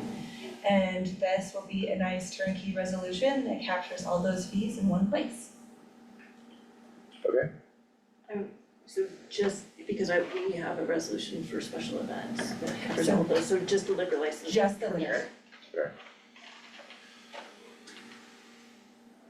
Okay, any questions, comments? Okay. No, I don't think so. Okay, no. Okay, I'll look for a motion. I'll move to approve resolution 2024-16, an amended resolution setting malt, vinous, and spirituous liquor licensing applications and permit fees. So this is imposing, I'm sorry, that's discussion, really. Go ahead. You done? Yes. Second motion. Sarah, do you wanna? I was just adding the $100 fee to our process. Thank you. Great. Okay, call for a vote? Aye. Aye. Aye. So resolution 2024-16, an amended resolution setting liquor and beer application fees is approved. Great, thanks for catching that and fixing it. 18, discussion and consideration of resolution 2024-17, a resolution approving the updated zoning district map for Lake County. Thank you, so it looks great, right? So lots of work went into it, you definitely need to give a shout out to Tristan on all of the work that he put into creating this zoning district map. In comparison, I think the old one's already been taken down. The gray one right there. Yeah, that one doesn't have the color distinction, but I think that you can immediately see a significant change in being able to identify the districts much easier and cleaner than they previously were done. Tristan worked hard to make sure to verify all of the boundaries, including the new backcountry zoning district boundary. And so we presented this to the planning commission on October 23rd of last year, and they are recommending approval. We do have the one for your signature here. It does have the planning chair's signature on it already, so this will be the official one that we need all of the signatures on. So in addition to the resolution, we'll want you to sign this one that we haven't laminated yet for recording, and it'll be our official approved with all the signature zoning map version. And so I think we're pretty much done, and so when you, with the motion to adopt the resolution, we'd also just like to make sure that the chair signs the map as well. Okay. Happy to answer any questions you might have, but this is also kind of a housekeeping issue, but we had several rezones. So it's backcountry zoning, rezones, and then what other boundaries got designated? No other Just boundaries really, other than, so you'll see like down where you see the red in the south portion of the county, that reflects, that's still some of the RM zoning that exists down there, but that zone has been modified, we've done several rezones there. Yeah. This has the commercial industrial portions that have been rezoned in Stringtown area. We had the Perez Riquetti rezone happened before I was even here, but was never changed on the map. It shows the correct boundary of the RUR zoning, which was the Hayden project, and so now there were just outstanding areas in the county that had never been cleaned up and taken care of. So Tristan and Bryce worked on the RUR boundaries, and then Tristan and Bryce worked on, the different areas of the backcountry zoning. And then Tristan really put the life behind in the map and bringing the color orientations and did the final work overall on it. But it does reflect everything to date. We'd had some historic rezones that hadn't been captured. We had the rezone down in EE Hill area that we took some things out of industrial mining and put them into recreational. So it's capturing everything to date. But most significant change, of course, was the backcountry zoning. Yeah. Great. But much easier to distinguish between zone districts now, I would say. I know, it does seem silly, but it was really hard, especially on like a smaller format map. It was, especially between our ag, forestry and recreation was a hard, and then when we had the in-holdings within federal properties, so the ones with kind of the hash grid on there was really hard to tell between ag, forestry and recreation. I had a heart attack with my house like several years ago. Wait, where am I in now? Right, yeah, as staff did the same, and then the pop out at the top, really nice to have the boundary of the city, so distinguishable. So we're really excited about the final project and the outcome, so just looking for approval today. I know we talked about like those hash lines and like the color and printing in black and white. Are we able to record in color yet? That's a good question, I'm not sure. I have no idea. We can, I do think that we can scan this in color and have it digitally as a tool on our website. Yeah. So, we'll be able to digitally make sure that anybody that's accessing it, I'm not sure in county record it might be, but. But then maybe you could get us a PDF that we could attach. We have a PDF that, Copy was able to do it in color, we weren't able to do it locally. But they were able to do it, so we do have a PDF in color. Okay. So whatever we can do to help increase the quality. Maybe we can just attach that to the resolution and scan that separately as part of it. Okay, great, we'll get you the PDF then. Okay. I'll have Tristan email it over to you today. Great. Yeah, that would be great, cause it's so hard, especially with the older mapping and hand-drawn things that are on file, without being in color, it's nearly impossible to decipher what. Right, you would never, good example. Yeah, That yeah. might went in front of you. Right, no, and You can't I know we distinguish it had very a well. conversation with the planning commission on, the color choices and like hashing. So I trust this is maybe the best that Tristan came up with, but I do wonder about like adding like some more of that. Go ahead.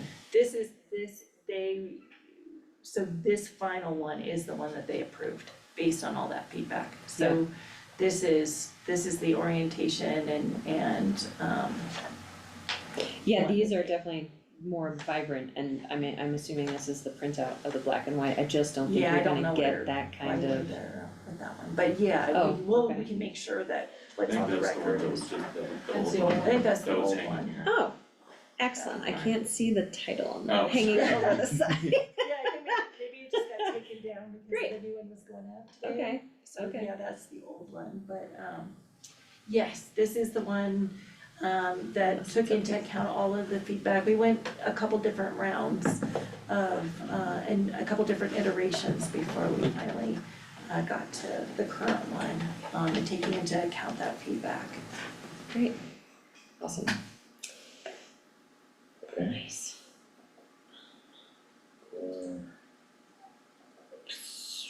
Okay, I'll move to approve resolution 24-17, a resolution approving the updated zoning district map for Lake County. Second the motion? Great, call for a vote? Aye. Aye. It is approved. Thank you. That's resolution 2024-17. The updated zoning district map was approved. And again, just a big thank you to Tristan. Yeah, absolutely. Oh, the California Gulch rezone. Oh, yeah, the most yeah. recent one that we just did, Oh, for yeah, Eagle Rise, okay. properties. Okay. Is captured there as well. So, I mean, we are as up to date as, something that was just, our most current rezone. Just one thought, I mean, this is probably like obtainable, but I wonder if it would be helpful to like have somewhere like an official file listing the changes. Oh, well, we Yeah, have all the I mean, applications. Yeah. So we have the history of every rezone. Right, So we do have like the in-depth yeah, file on everyone. thinking of someone like 20 years from now, trying to be like, wait, what is this map, and that map's different, like.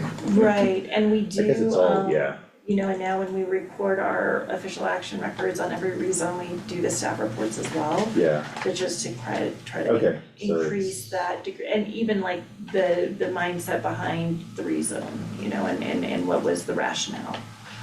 So hopefully that helps increase institutional knowledge on how they occurred, because like the RUR, we had to go back in time to yeah, look at the resolution that was created, and it was never captured. So the other thing that moving forward, now that we've got a good system in place, when an applicant does a rezone, we may require them to update the map as well. oh, yeah, okay, So, great, Thank you. so I think, yeah, no, thank you. okay, Thanks, Tristan. so this agenda item, which I think will become resolution 2024-18, is looking at the board appointments, board positions and appointments. Yes, so every year commissioners do a annual resolution where they appoint various positions throughout the county, but then also where the commissioners would like to spend their time being represented on various boards and things like that. Obviously, Commissioner Marcella is no longer with us, and we have Commissioner Edwards now, so we can, happy to talk through any of these. Commissioner Edwards, if you have any questions, and then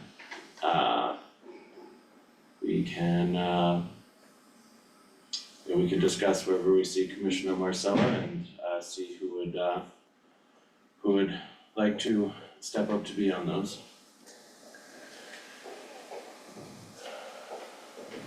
The child protective team, is Janine still in here? I believe she stepped off, Okay. yeah, she stepped off. A brief period when I don't know if I was representative or just attending for education. I don't think that was part of it, but, sorry. What's the cadence of the meetings that you're expected to be at for those? Sorry, good. No, for the child protective and adult protective teams. So these are if, and I will confirm, but I'm pretty sure these are if cases become very, very escalated. And we're struggling, so I think it was 2 years ago, we had the child welfare case where the child might have been remanded back to Lake County Human Services. Those kind of things, that was brought to the full board, but there's not a regular cadence for these. Okay.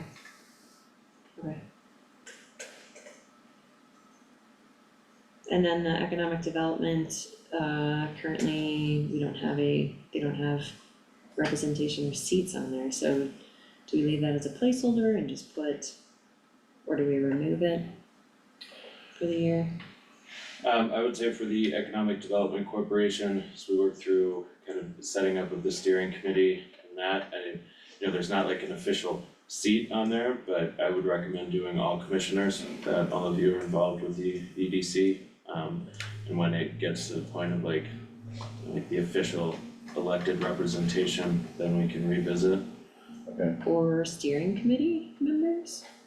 So the steering committee members are made up of the professional staff? Right, Yeah. right, so do you wanna if put, we could put steering committee members Yeah, for the EDC, or your suggestion of all the board, like, but it's not a board appointment, we don't have a board seat.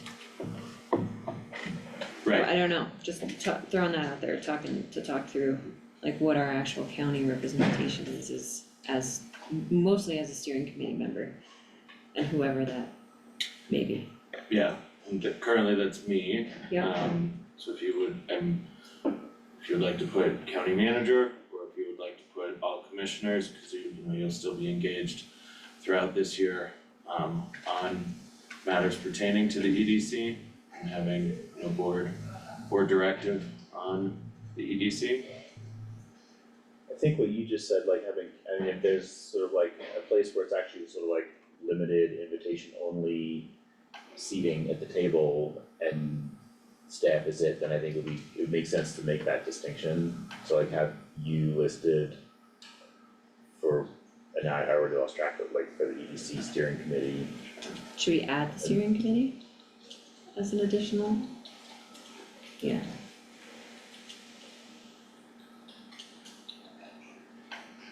But then I think to your point, Sarah, yeah, I'm not quite sure what, I mean,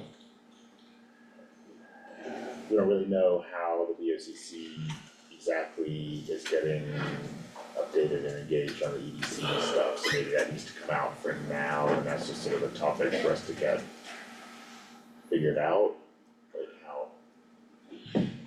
That works, and then, when there's more updates and actually like a path forward with the EDC on taking on projects, community-wide projects, then having a VOCC member. Yeah. I'm okay with that. I think that makes sense, I mean, I think there's a lot of interest, I mean, that's something we put some funds into, a lot of sort of thinking, so yeah, figuring out how to keep us engaged, but I don't think it's this. Okay. So am I gonna be on the child and adult protection team?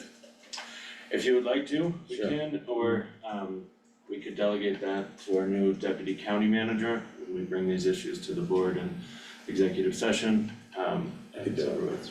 Okay.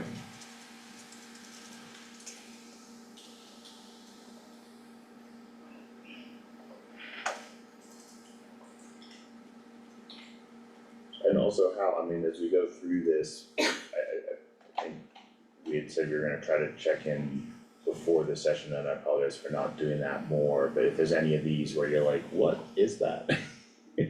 On where, one where Sarah or I are on there, if. Yeah, I don't, I would rather not be on the Lake County Community Fund. Okay. Is that a county seat Yeah. specifically? I I don't recall what the current structure is, if it's just, I know that Kayla was a member of the board. She was, yeah, But I don't know if that was specific for the county. I don't recall either. I used to be a member of the board too. Okay. But I'm not right now. Okay. Yeah. Yeah, fair. So maybe, I can follow up with John on this one, or if you wanna put all commissioners,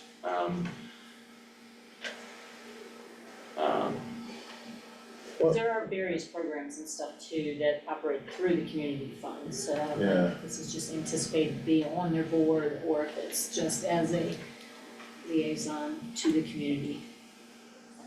Don't know if you intend. I guess maybe you could find that out, 'cause maybe it was more going to community meetings, 'cause I'm looking at like where to go, like the CPP climax that I'm listed for, I mean, that's open to the community, I'm not like a board rep on that, I just commit to trying to make that quarterly update.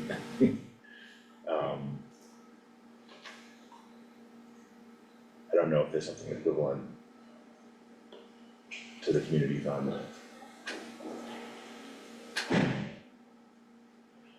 you look at their website, Liz? And look at their board and see if Kayla's listed as a board member, or if she's ex officio, or if it says it. Yes. Thank you.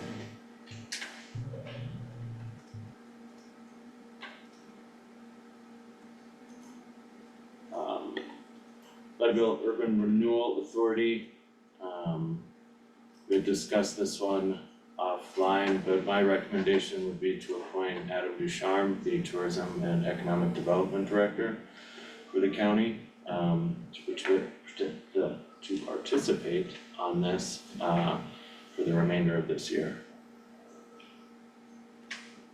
I think that sounds great, but also I would love for the full board to get the calendar invites on that, to have the option to go and observe, listen, attendance. It's a board of adjustment, yeah. So for the Lake County Community Fund, it looks like Kayla was serving as an engaged community member, but not really a seat. Not a seat, just as. I wonder if that's been changed, because she was an officer. Well, she's a vice president, but I'm not interpreting this as like a BOCC on the board. Oh, yeah, no, Yeah. cause I know she's on the board, or was, or Yeah, maybe she's still vice is. president.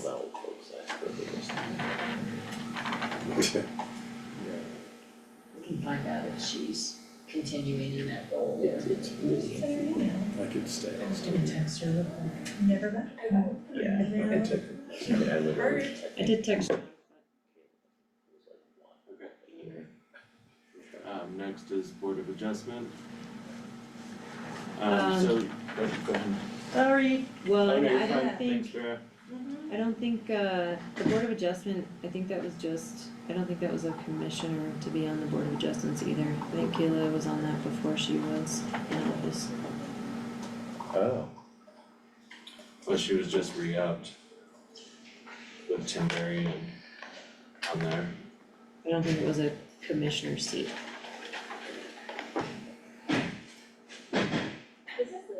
Okay, so CPD or planning commission needs to go through a reappointment process. I will. No, I mean, I don't know if she resigned from the board. Oh, That board. I think she's still on the Board of Adjustments. oh, does, okay. Unless Gotcha, Anne has gotcha. said otherwise. Okay. I will ask Ann. Okay.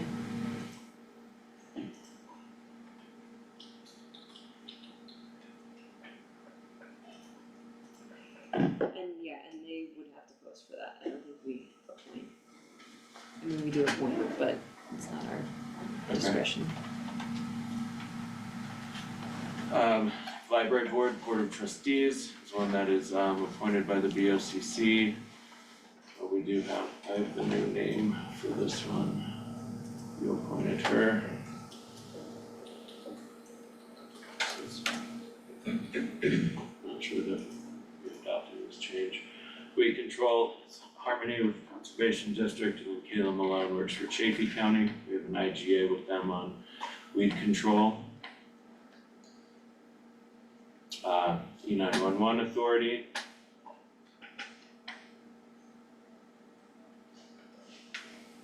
Fire Code, Tourism Panel,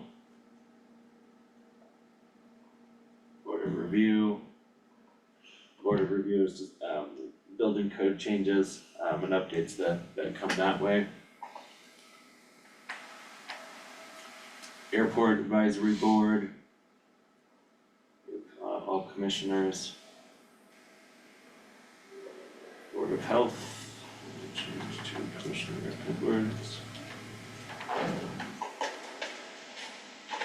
Do we need to update that with doctors? I thought we already did.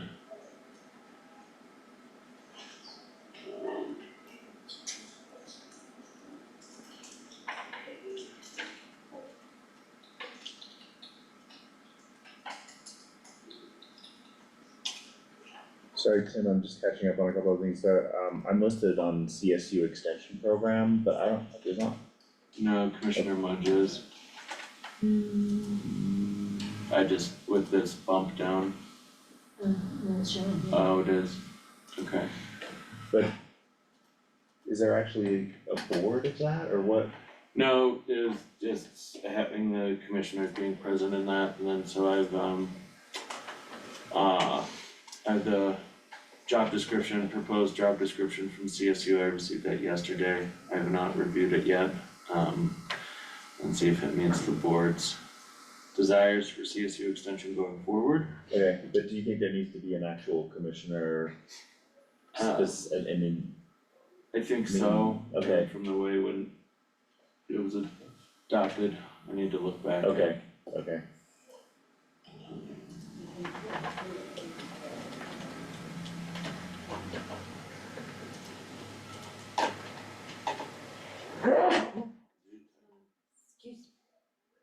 And maybe just I don't know, like maybe a suggestion for like 2025 adoption is like, maybe this could be broken out into like ones where there's like a really officially written in seat in like an IGA or something, or statute or whatever it is, versus like things we want to have a rep to. Yeah. You know, cause like I was thinking, like I'm down for IMTPR. I think we all can go, it's just we only get one vote. Right. So we have to designate like a voting member. Okay. Right, like in. Yeah, and having more in of a the CDOT definition for each of these, yeah. MOU or whatever. It might be, I don't know, like, or maybe these all are that, but maybe just think about whether there's like some apples and oranges going on in here. No, that makes sense, and having a definition for each of these and what they are, and if you're ex officio or if you're ex voting members. Or, I heard from Kayla and she said that it wasn't a board seat when you. Okay. Okay. So we can just remove that. Sure.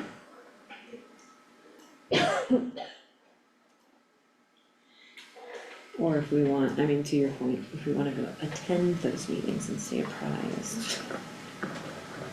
Yeah. Yeah, let's split this list into those two categories, I suppose. But I don't know. She's also looking like, Cloud City Conservation Center, I think, I mean, You're not a board member, right? there's no, It's just those larger contributions and so, I mean, I could be listed there unless you want to be listed there for trying to attend meetings and being in touch with John or whatever that role might look like. We can say all commissioners sharing that. let's do all, cause if there's not like an actual seat, then, Okay, I'm good with that. yeah. And again, for 2025 or something, I could see like that dropping off, I could see C4 dropping off, cause again, it's definitely not a board seat. Right. It's more just sort of like designated point of contact, but that might even change with like staff changes. Yeah. So. Okay.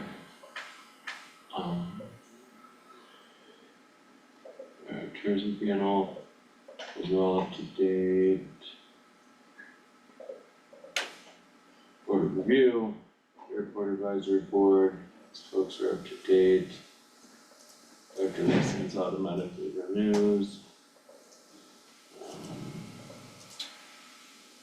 Planning commission, these are all up to date.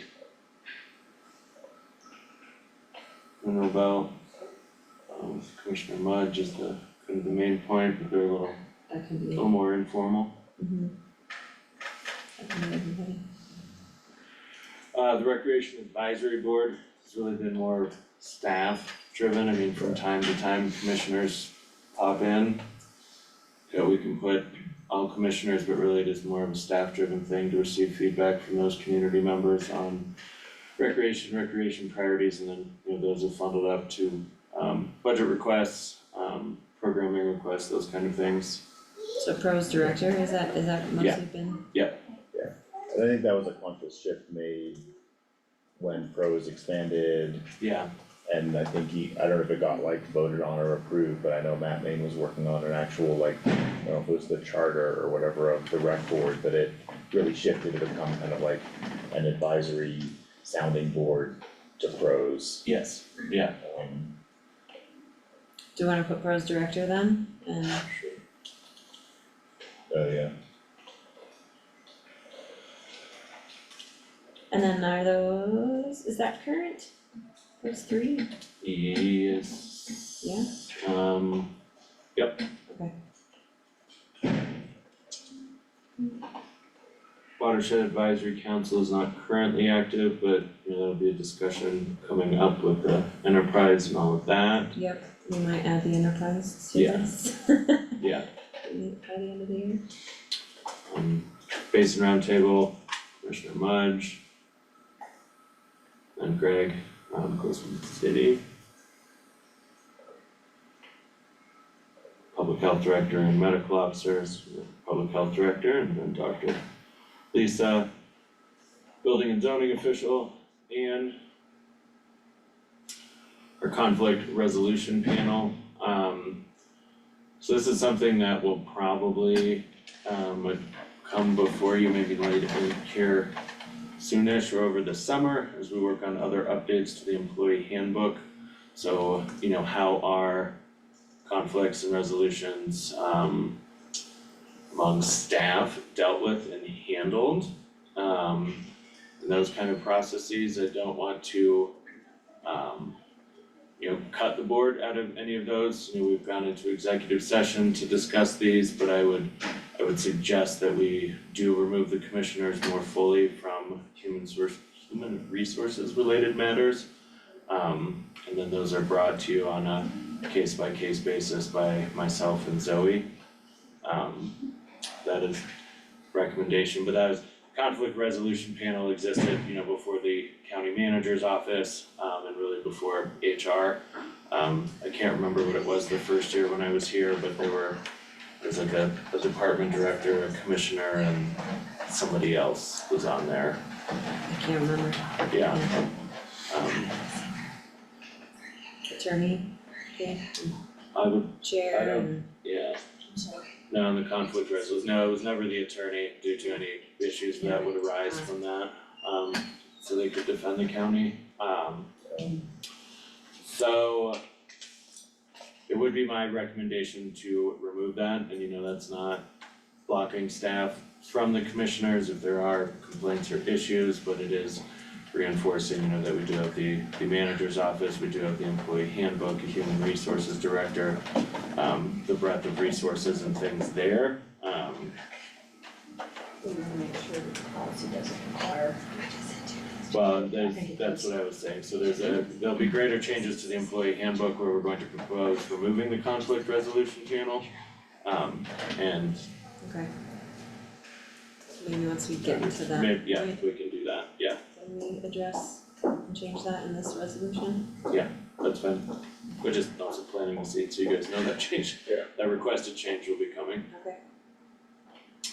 The continuity operations planning, it's just saying, you know, folks do have the responsibility to participate in that. And then regular meetings, I guess after this review, we're not ready for adoption of this, but we've made some changes. I can go back and get some more information on library board, board of adjustment, CSU extension, seeing if those things, and then checking on those, because the county auditor has also changed. Oh, yeah. But if that's okay with the board, we've at least added Commissioner Edwards to some areas and taken Commissioner Marcella off, so we've made progress. Yeah, I think that makes sense to, work on some of the outstanding questions and maybe give Hal a little more chance to look over some of this and see if there's anything that starts to catch your interest.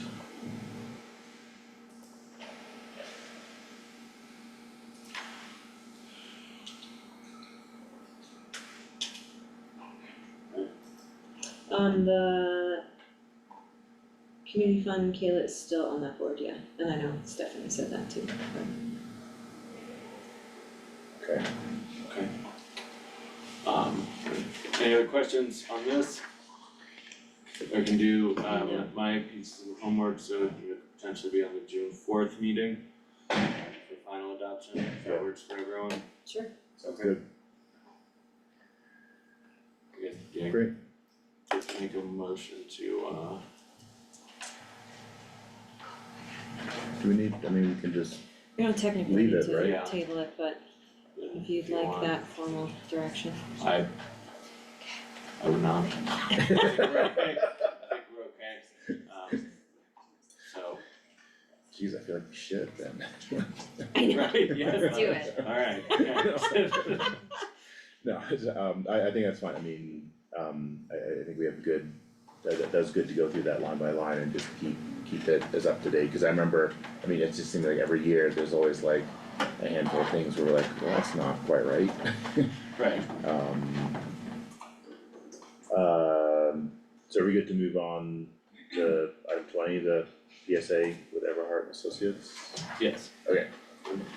Yes, this is an ask, for continuation of the strategic planning, some leadership coaching and team building.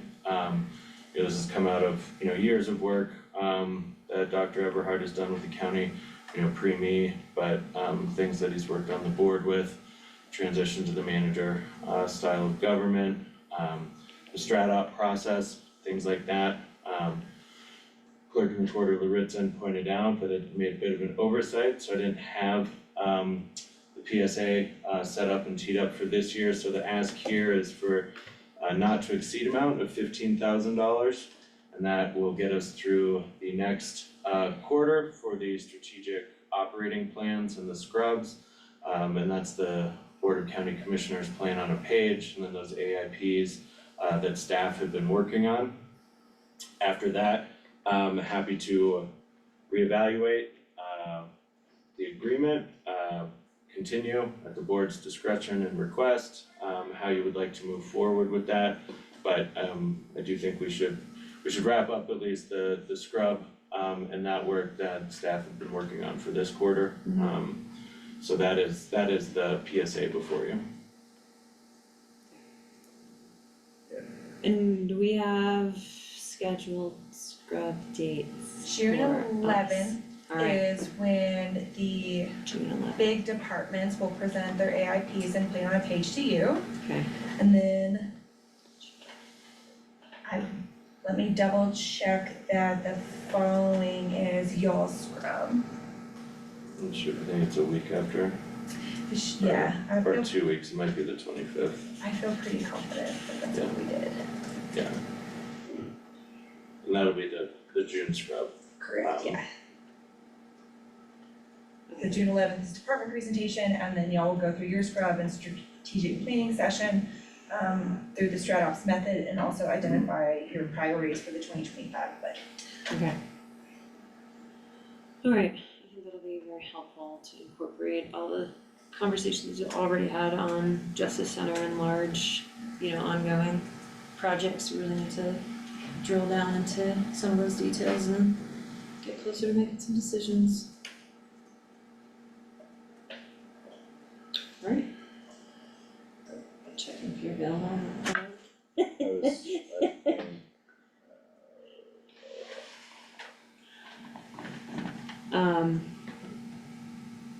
I don't have any questions, and I would like to, leading up to the end of the quarter two, I do think we need to, and maybe in the scrub too, talking about continuing executive coaching and support for directors and staff and the ongoing priority setting and method in which this board interacts together, as well as with departments and how that has been our intent for a primary platform to communicate our priorities and to receive feedback on how departments are meeting those priorities. So I think it'd be really important to continue that platform, because absent that, I am not sure that we have a great we don't really have the structure. And I think that is an appropriate structure, especially moving out of, my first half, my tenure experience in managing departments. That was kind of gave you a different link to departments, directors, and on the ground work. And absent that, I think we've just been talking about and trying to form what that looks like, and how that communication goes, including Tim. So I would love to have that kind of conversation and decided on before the end of the quarter, because I do think that it's a value to the departments and whether we choose to look for different services for some of those different elements. I would like to not have a huge gap in the support that we are trying to provide. Okay. I'll move to approve the PSA with Everhart and Associates LLC for strategic planning, leadership coaching, and team building. Second the motion. Okay, any other questions or comments? I don't have any. Yes. I mean, say thanks to Dallas for all the work in the past years, but I think this feels like a good step to sort of begin to take on some of that internally. That's just how we do things. Okay, I'll call for a vote. Aye. Aye. So the PSA with Everhart and Associates LLC is approved. County managers report. Sure, so, start with the big one in the room, Lauren Snyder, Deputy County Manager over Health, Human Services, Community Justice, and Veteran Affairs has started. Welcome, Lauren. Can you say that list again more slowly? Gotta come up with a cool acronym. Yeah. Health, Human Services, Community Justice, Veterans. Okay. Lauren, I'll let you can introduce yourself if you want. Great. Sure. Hi, I think I've met each of you individually. I'm Lauren Snyder. I live here in Leadville. I've been here for about 2 years, but I've been working for the past 6 years at a mental health and substance use advocacy organization that does a lot of policy and state government work. So I've worked with a lot of county commissioners on reforming our mental health system. And then prior to that, actually was with the Department of Human Services. So I'm very comfortable and aware of a lot of the DHS programming already. And so I'm looking forward to it, day 2. It's been awesome. Very Welcome. Yeah. Yes. And for Tourism and Economic Development, Adam Ducharme was promoted to Tourism and Economic Development Director.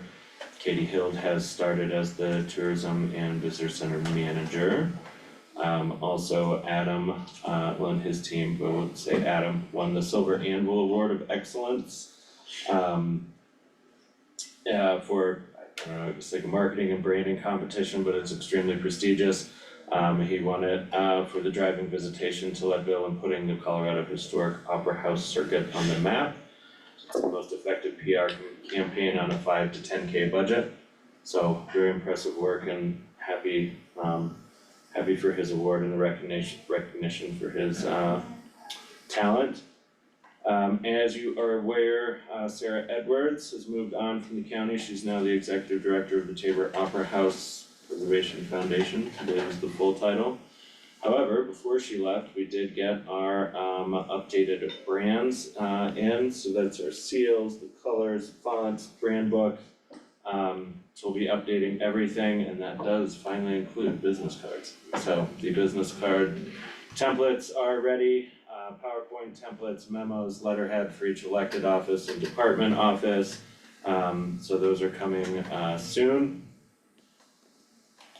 We're at Public Health. Working on blood lead outreach. They're working on the Pride Health Carnival for the Pride festivities on June 15th. Been doing several trainings. And then Heidi Coates has started her role as the epi nurse, or the epidemiological, there we go, epi nurse.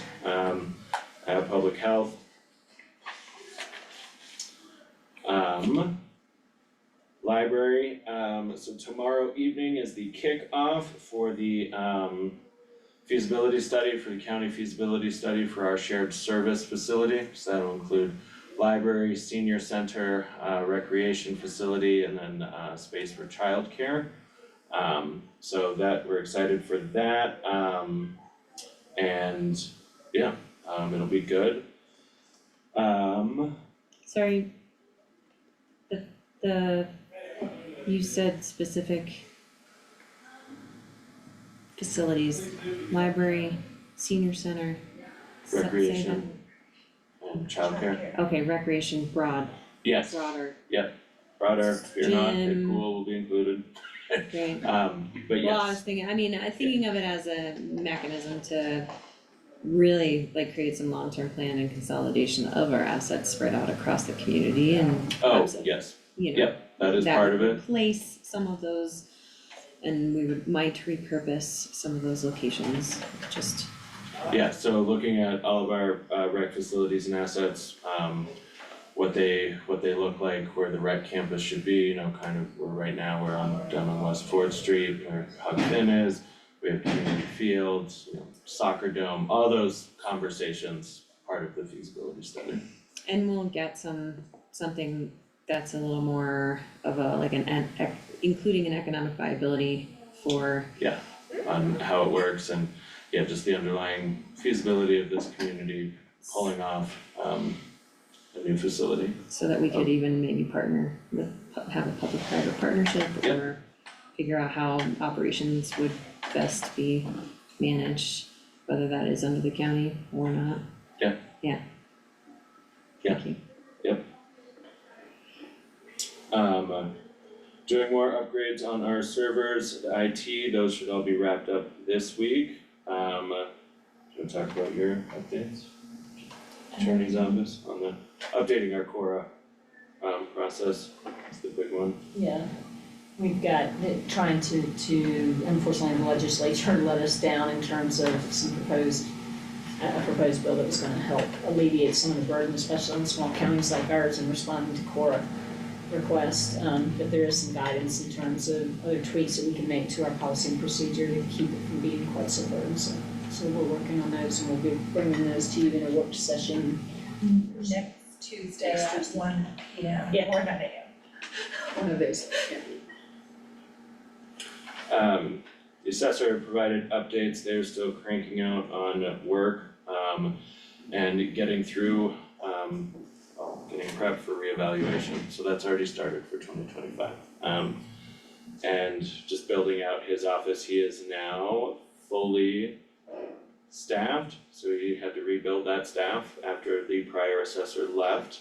So he is now completely staffed up, so that is great. And OEM, our deputy director Sam Rutenberg has started, supporting Claire, so that's exciting. Did the tabletop on May 1st, Hal and I were there. I got a quick question about the assessor when you did that. Yeah. Yeah. Go ahead. What did you find out about his real estate licensure issue? His appraisal license, so the assessor, the elected assessor or appointed assessor is not required to have an appraiser's license. An appointed one, is it? Right, or elected, Okay. whoever holds that elected office. But he is working on his licensure update, his file's about this big based on his decades of experience, so he needs to resubmit everything to the state. His staff are all getting their licensure or already have their licensure. Okay. So really the crux there is staff having theirs, and his staff have all been working on that or have all done their recertifications. But he does want his appraisal license back, so that should probably be granted this or next week. Okay. Yeah. Correction, he's required to get it within 2 years of being elected. Okay, well, I'm not gonna fight between elected officials, so you can go down and ask him if you'd like. Yeah. That's in statute, I'm not making it up, I didn't say I didn't believe you. thank you. You're welcome. In the future, if any elected official wants to talk to another elected official, you don't need to use me as a middle person. Continuing on for water resources, We do have Bryce started as our new water resources program manager. So he's working on water resource assessments, the DLAP ditch feasibility that we discussed last time, the OG plan and water enterprise are being worked on. So you should see work sessions starting on those. Then on June 3rd, we do have the Water Education Colorado tour of the Upper Arc Basin. I believe Commissioner Mudge and Edwards are going. Bryce Ehrlich Okay. and Commissioner Edwards will be going, and we are. Oh, I am going? Yep, Okay. yep, you and Bryce got off the wait list and on. Oh, okay. What are the dates again? June 3rd. And it's more than one day, wasn't it? I think it's 3rd to the 5th, maybe, there are a few days. Yeah, I think They're The in Lake 3rd County is the- maybe one day. the 3rd's the tour day of the whole basin. I can pull it up to look at it.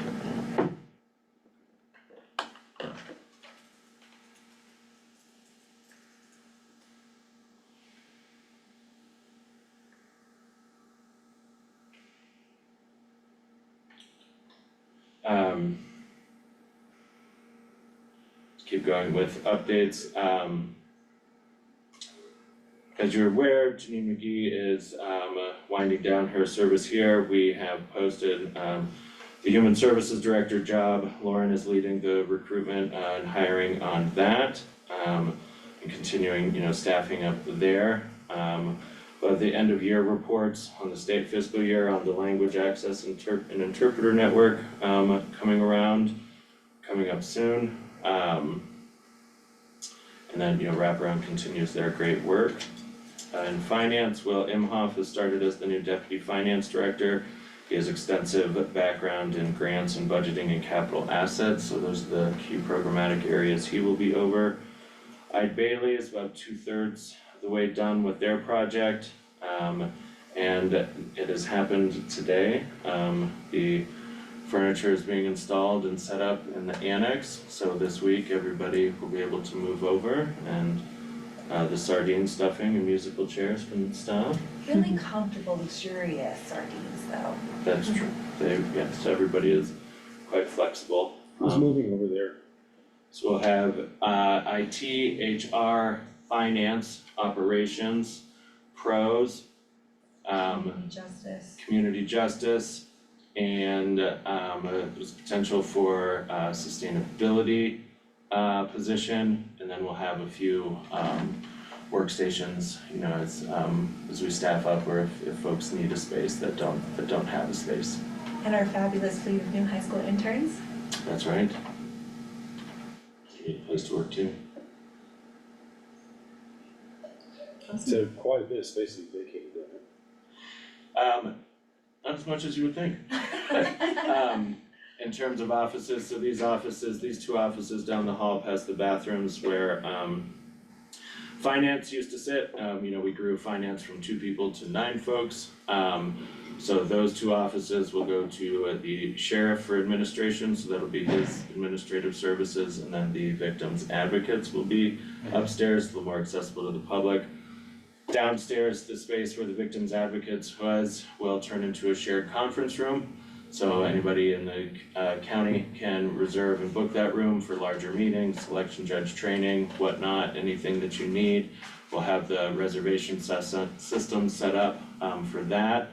The back space in community planning and development in Ann's office was a bigger space where she held larger community meetings or planning meetings, things like that. Those will turn more into a shared workspace, about 4 work units will be in there. Where the pros office is Ann builds out her team, because we received the planning capacity grant, and then we have a couple other positions we're hiring for, so where pros was, Ann will take that space. And then over in the annex, we'll have another shared conference room over there, and then, like I said, IT, HR, all our central services, finance, operations, our interns, and then pros will be on the right side of that building when you walk in. So tomorrow we can go check it out, see everything all set up.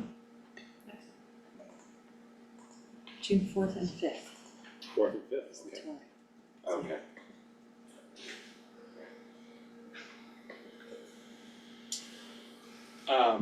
Jackie provided an update from both Regional Housing Authority, and then Ian provided some county work that's going on. So the recertified environmental study on the school district site and the hospital site is being completed, or is completed. The school district, as you're aware, transferred the 16 lots to the county.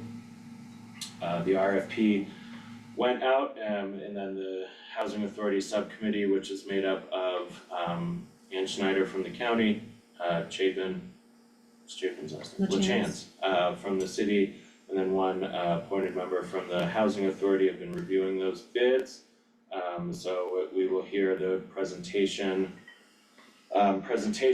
on the 31st, and then select community housing developer on the 3rd. The guidelines for the Regional Housing Authority will be updated or approved on the 29th. And then as we were made aware last week, Congresswoman Pedersen and her team will be here on Friday the 31st to tour the community housing site, which is the Harrison Ball Fields.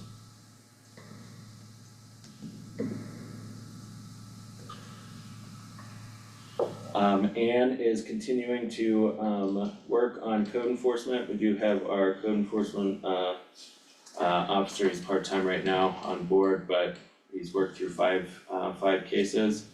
You saw the work that Tristan did with the zoning maps and that. The Building Better Places strategic plan, and then the community builders work. So we were awarded the technical assistance from community builders. So we're kind of in planning stages of that, and then we'll bring those to the board. Staff have been going to conferences, updating their trainings and their credentials.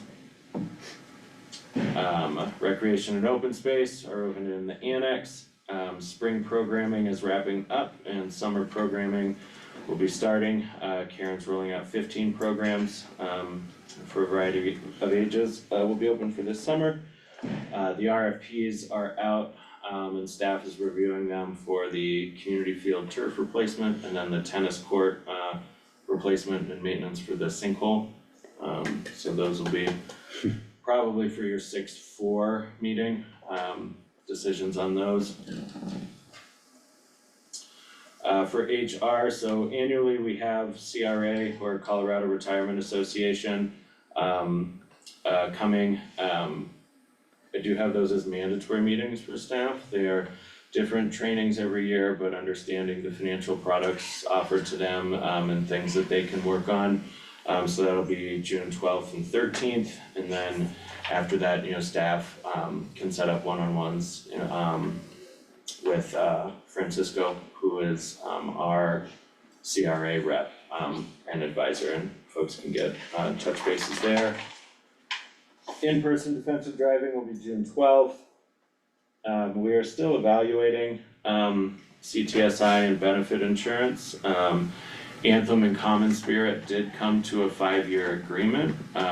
Common Spirit is a large healthcare provider over in Summit County, where a majority of our staff go to receive healthcare. So I'm glad that issue was able to resolve itself for now, but we'll see. Still exploring options there. Do you know on that 5-year agreement, is enough of that public to know, is that gonna have like service cost implications? Yes. It will. Massive cost savings, I'm sure. But yeah, I wish.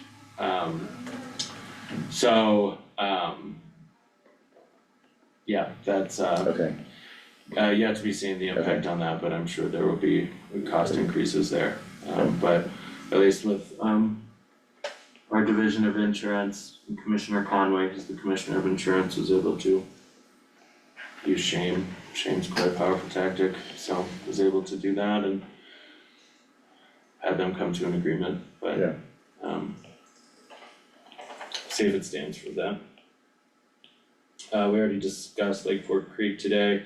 Up at the landfill, we have the BOGO vouchers, buy one or get one free for county residents. If you buy 1 yard of trash, you get 1 yard of trash free on your next visit. So if you're planning any, work there. Maintenance is working on prepping all the fields for summer activities. They've been helping tremendously with the annex move and prepping the annex and painting and doing all of that. Turquoise Lake Road is open. Hal and I will go check it out tomorrow. County Road 1 is plowed. DRMS has been out for the sinkhole on County Road 2. It's not that deep, but they're still gonna come out and fill it with grout. That's how they fill the sinkholes or past abandoned mines, so that'll be happening hopefully within the next couple weeks. And then for me, thanks to Liz, we've had 2 new liquor licenses go through, creating a brand new process, so thank you Liz for that, in the county attorney's office. And then Lauren has started, and then I was talked with Randy, our DOLA rep, so the EIAF grants, the environmental impact grants, there's an opening on that oversight committee or board. It is a governor appointment, so we're talking through who it would could potentially be for Lake County. We have a stellar record for our EIAF grants and how we've used them in the past couple of years.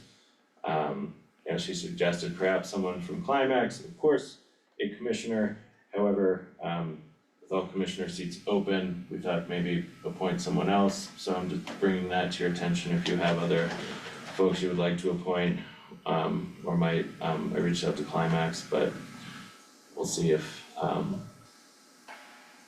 anyway, just bringing that to your attention. Okay.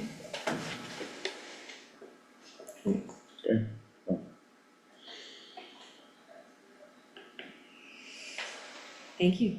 Yes, that's all, sorry, No, it was a lot, but that's a lot. lots going on. Yeah.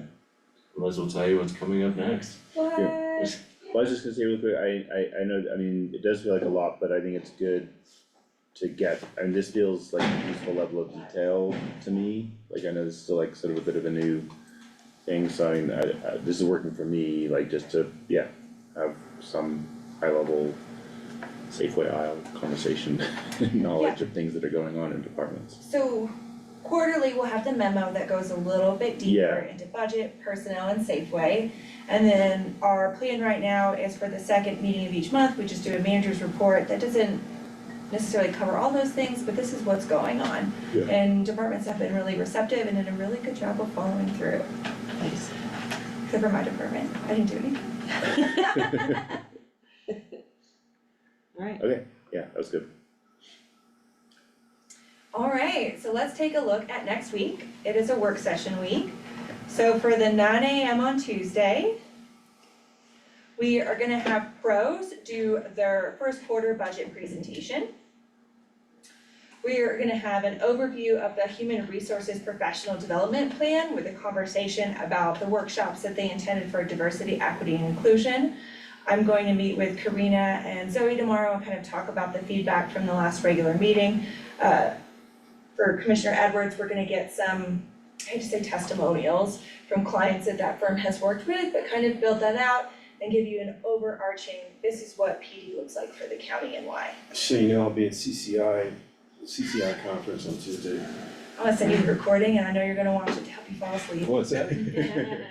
I'll send you the recording. Please do. Okay, and then at the end of that meeting, since it's shorter, I figured we could look at the regular meeting agenda and calendar review for the next week.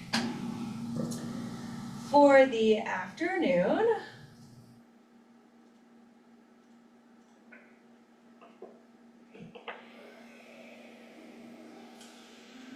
first, we're gonna have a review of the county's policy guidelines for handling requests for public records under CORA. As Chris mentioned, we just kind of want to clean up those procedures and policies. There's some updates to the process that we could make. And so we want to look at that. I have some recommendations, like not giving people information on CDs as the procedure states. We're from the future. We can use cloud technology and email. So Tracy, I would really like the clerk and recorder's office to be there because y'all are such an integral part of that process. Is it okay as I have you leading that conversation as well? And I did send an invite yesterday to both you and Cindy. Yeah, I'm sorry I didn't have a chance to get back to you. That's okay. That's fine. Cool. I just wanted to make sure. So we'll look at that with the intention of having any of those changes adopted via resolution at the 6-4 meeting. We're gonna have the fabulous Michael Irwin come and talk about Lake County Summer Road maintenance projects.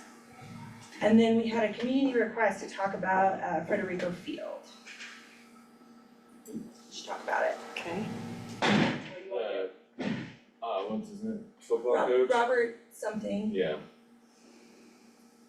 They've requested to meet with the commissioners to talk about community field. We've not granted that yet, but you want to talk about it? Community field or Federico Field? Field, That's sorry. school district Yeah. facility.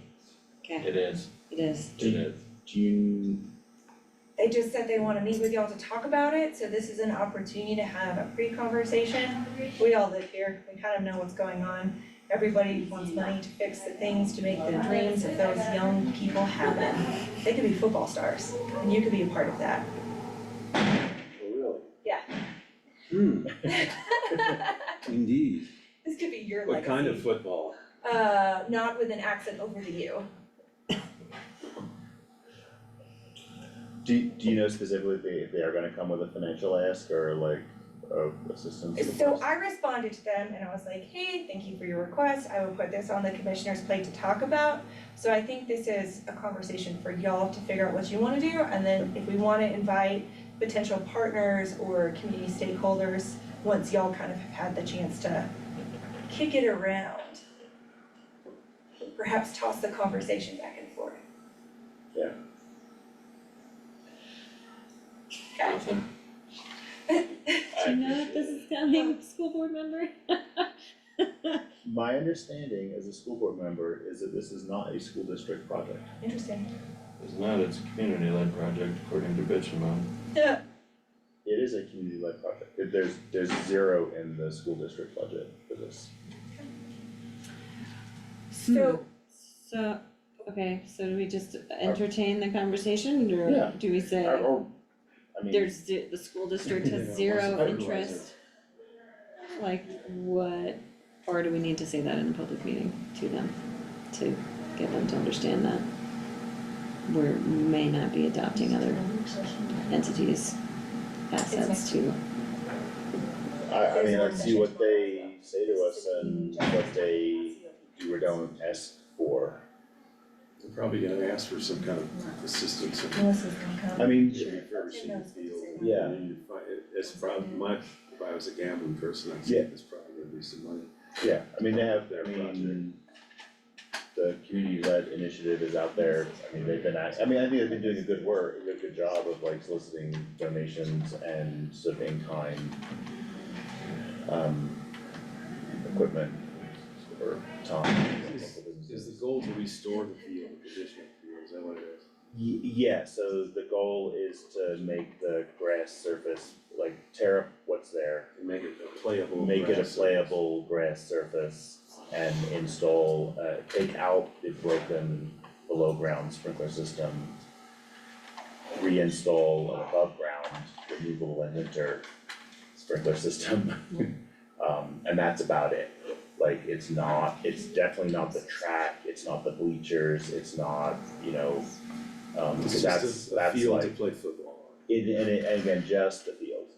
Yeah. And I mean, yeah, so it's not, the full renovation is like 4 to 10 million, so. Well, that's like an 8-lane state certified track and like the pole vault pit and the blah blah blah and like all the things and Track and field events. bleachers and like, but this will fix the drainage, it'll make it a playable field. Alright, so we also have a work session on that Friday from Michael Uriman to talk about the different bids that we received for the Lake County housing developer, and then yes, you see my note there. So this is that that 3-hour one that we talked about. And then at the regular, that following Tuesday, the intention right now is to go into an executive session to hash that out and then go forward with one of the bids. Exciting, right? When are we gonna talk about the Justice Center? The Justice Center is tomorrow Tomorrow? for the 2 p.m. I believe work session. Is that the only? Thursday at 2 p.m. Thursday, is that the only Thursday. agenda? Yes. Okay. Yeah. Do we have new information with that, or are we just revisiting? You have there's an updated, in your there's an Teams? updated spreadsheet in your Teams Okay. that Oh, that's a new, has all okay. your assumptions and everything built in there, so you can play around with that. Would it be helpful or not helpful? Like, I have questions that I've been meaning to get in an email, is it helpful to get those in advance? Yes. Yeah. I will Did we really try. get any kind of information on making different assumptions from CJC, RJA? RJA? I'm working on it. Thanks. Okay. So this is the work session at 9 a.m. on Friday. I would like to ask if we can have a special right before that. I talked to Hillary from the rodeo committee this morning, and it's kind of cart before the horse. So they had to publicly post for 10 days prior for their liquor permit, which starts on June 25th for their hearing on the 4th. They cannot get their insurance until they get their special events permit approved.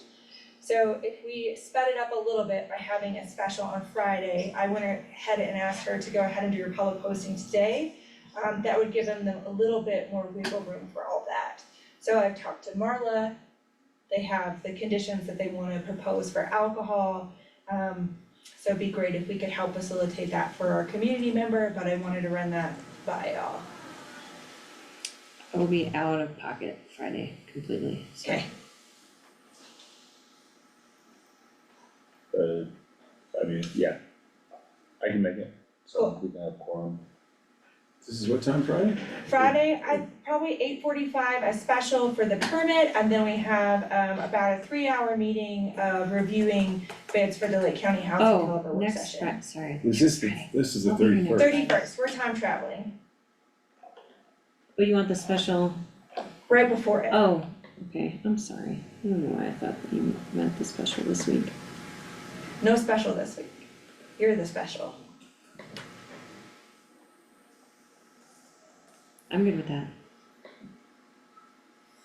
Fantastic, I will go ahead and get that scheduled on y'all's calendars and agendas. So those are the meetings that we have scheduled for next week at this time, and now let's look at the planner. So starting on the 27th is Memorial Day, so county facilities will be closed. On the 28th, we have the 9 a.m. and 1 p.m. work session that we just talked about. There is a school district meeting at 6:30, and then at 4 p.m. planning commission.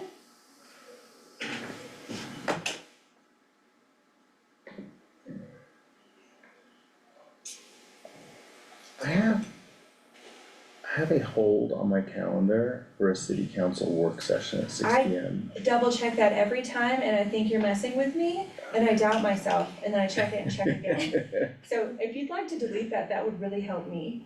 Works for me. Well, at least the city does not have that on their calendar. Okay, It's the yeah, historic preservation, I'm guessing that's what the HP committee is, okay, it is deleted. unless they love printers. Okay, so that's what I'm seeing for the 28th.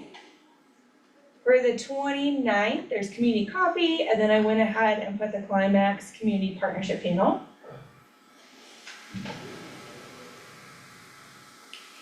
I didn't see anything on the 30th.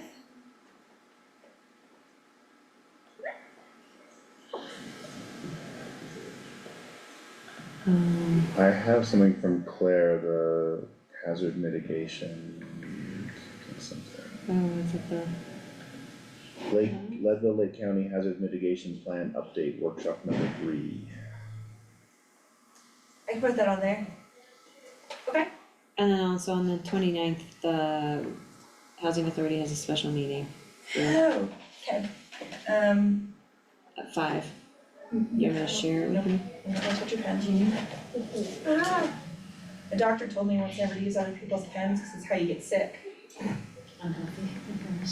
Okay, so Level Lake County Regional Housing Authority 29th, 5 p.m. special, and then we're gonna add the hazard mitigation. Cool. What about the 30th? Did y'all see anything? Julie McCluskey will be here on the 30th for a town hall Oh, at 12:30. cool. Thank you for telling me that. Yep. I'll put that on there as well. And then Robert's will be here. on the 31st, we have the Board of County Commissioners work session that we just talked about, and then we'll add the special that we just talked about. And Representative Pedersen will be here at 4:30 on Friday, visiting the Harrison Avenue site. Pedersen, cool. I will look those up and I will add them to the calendar. Okay. Alright, y'all, that's your future, it's very exciting. Thanks, Liz. Yes. Cool, thanks, Sarah. Alright. Cool. I'll move to approve the consent agenda. Second motion. Great. Any No further discussion. questions on the payroll? Okay, I'll call for a vote on the consent agenda. Aye. Aye. Aye, the consent agenda with the May 3rd, 2024 payroll is approved. And with that, we are adjourned at 1:57 PM. Alright. Okay. If y'all wouldn't mind sticking for just a second, I've got some things that want all 3 signatures. So this is the zoning resolution for the map, and Jeff, I'll hold you to get that map in there. Today's date is May 21. So did you like stop the recording? I did not. Tim, did you Yeah, or- turn off the Zoom?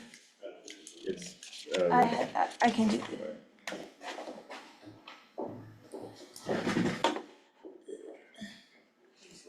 No problem.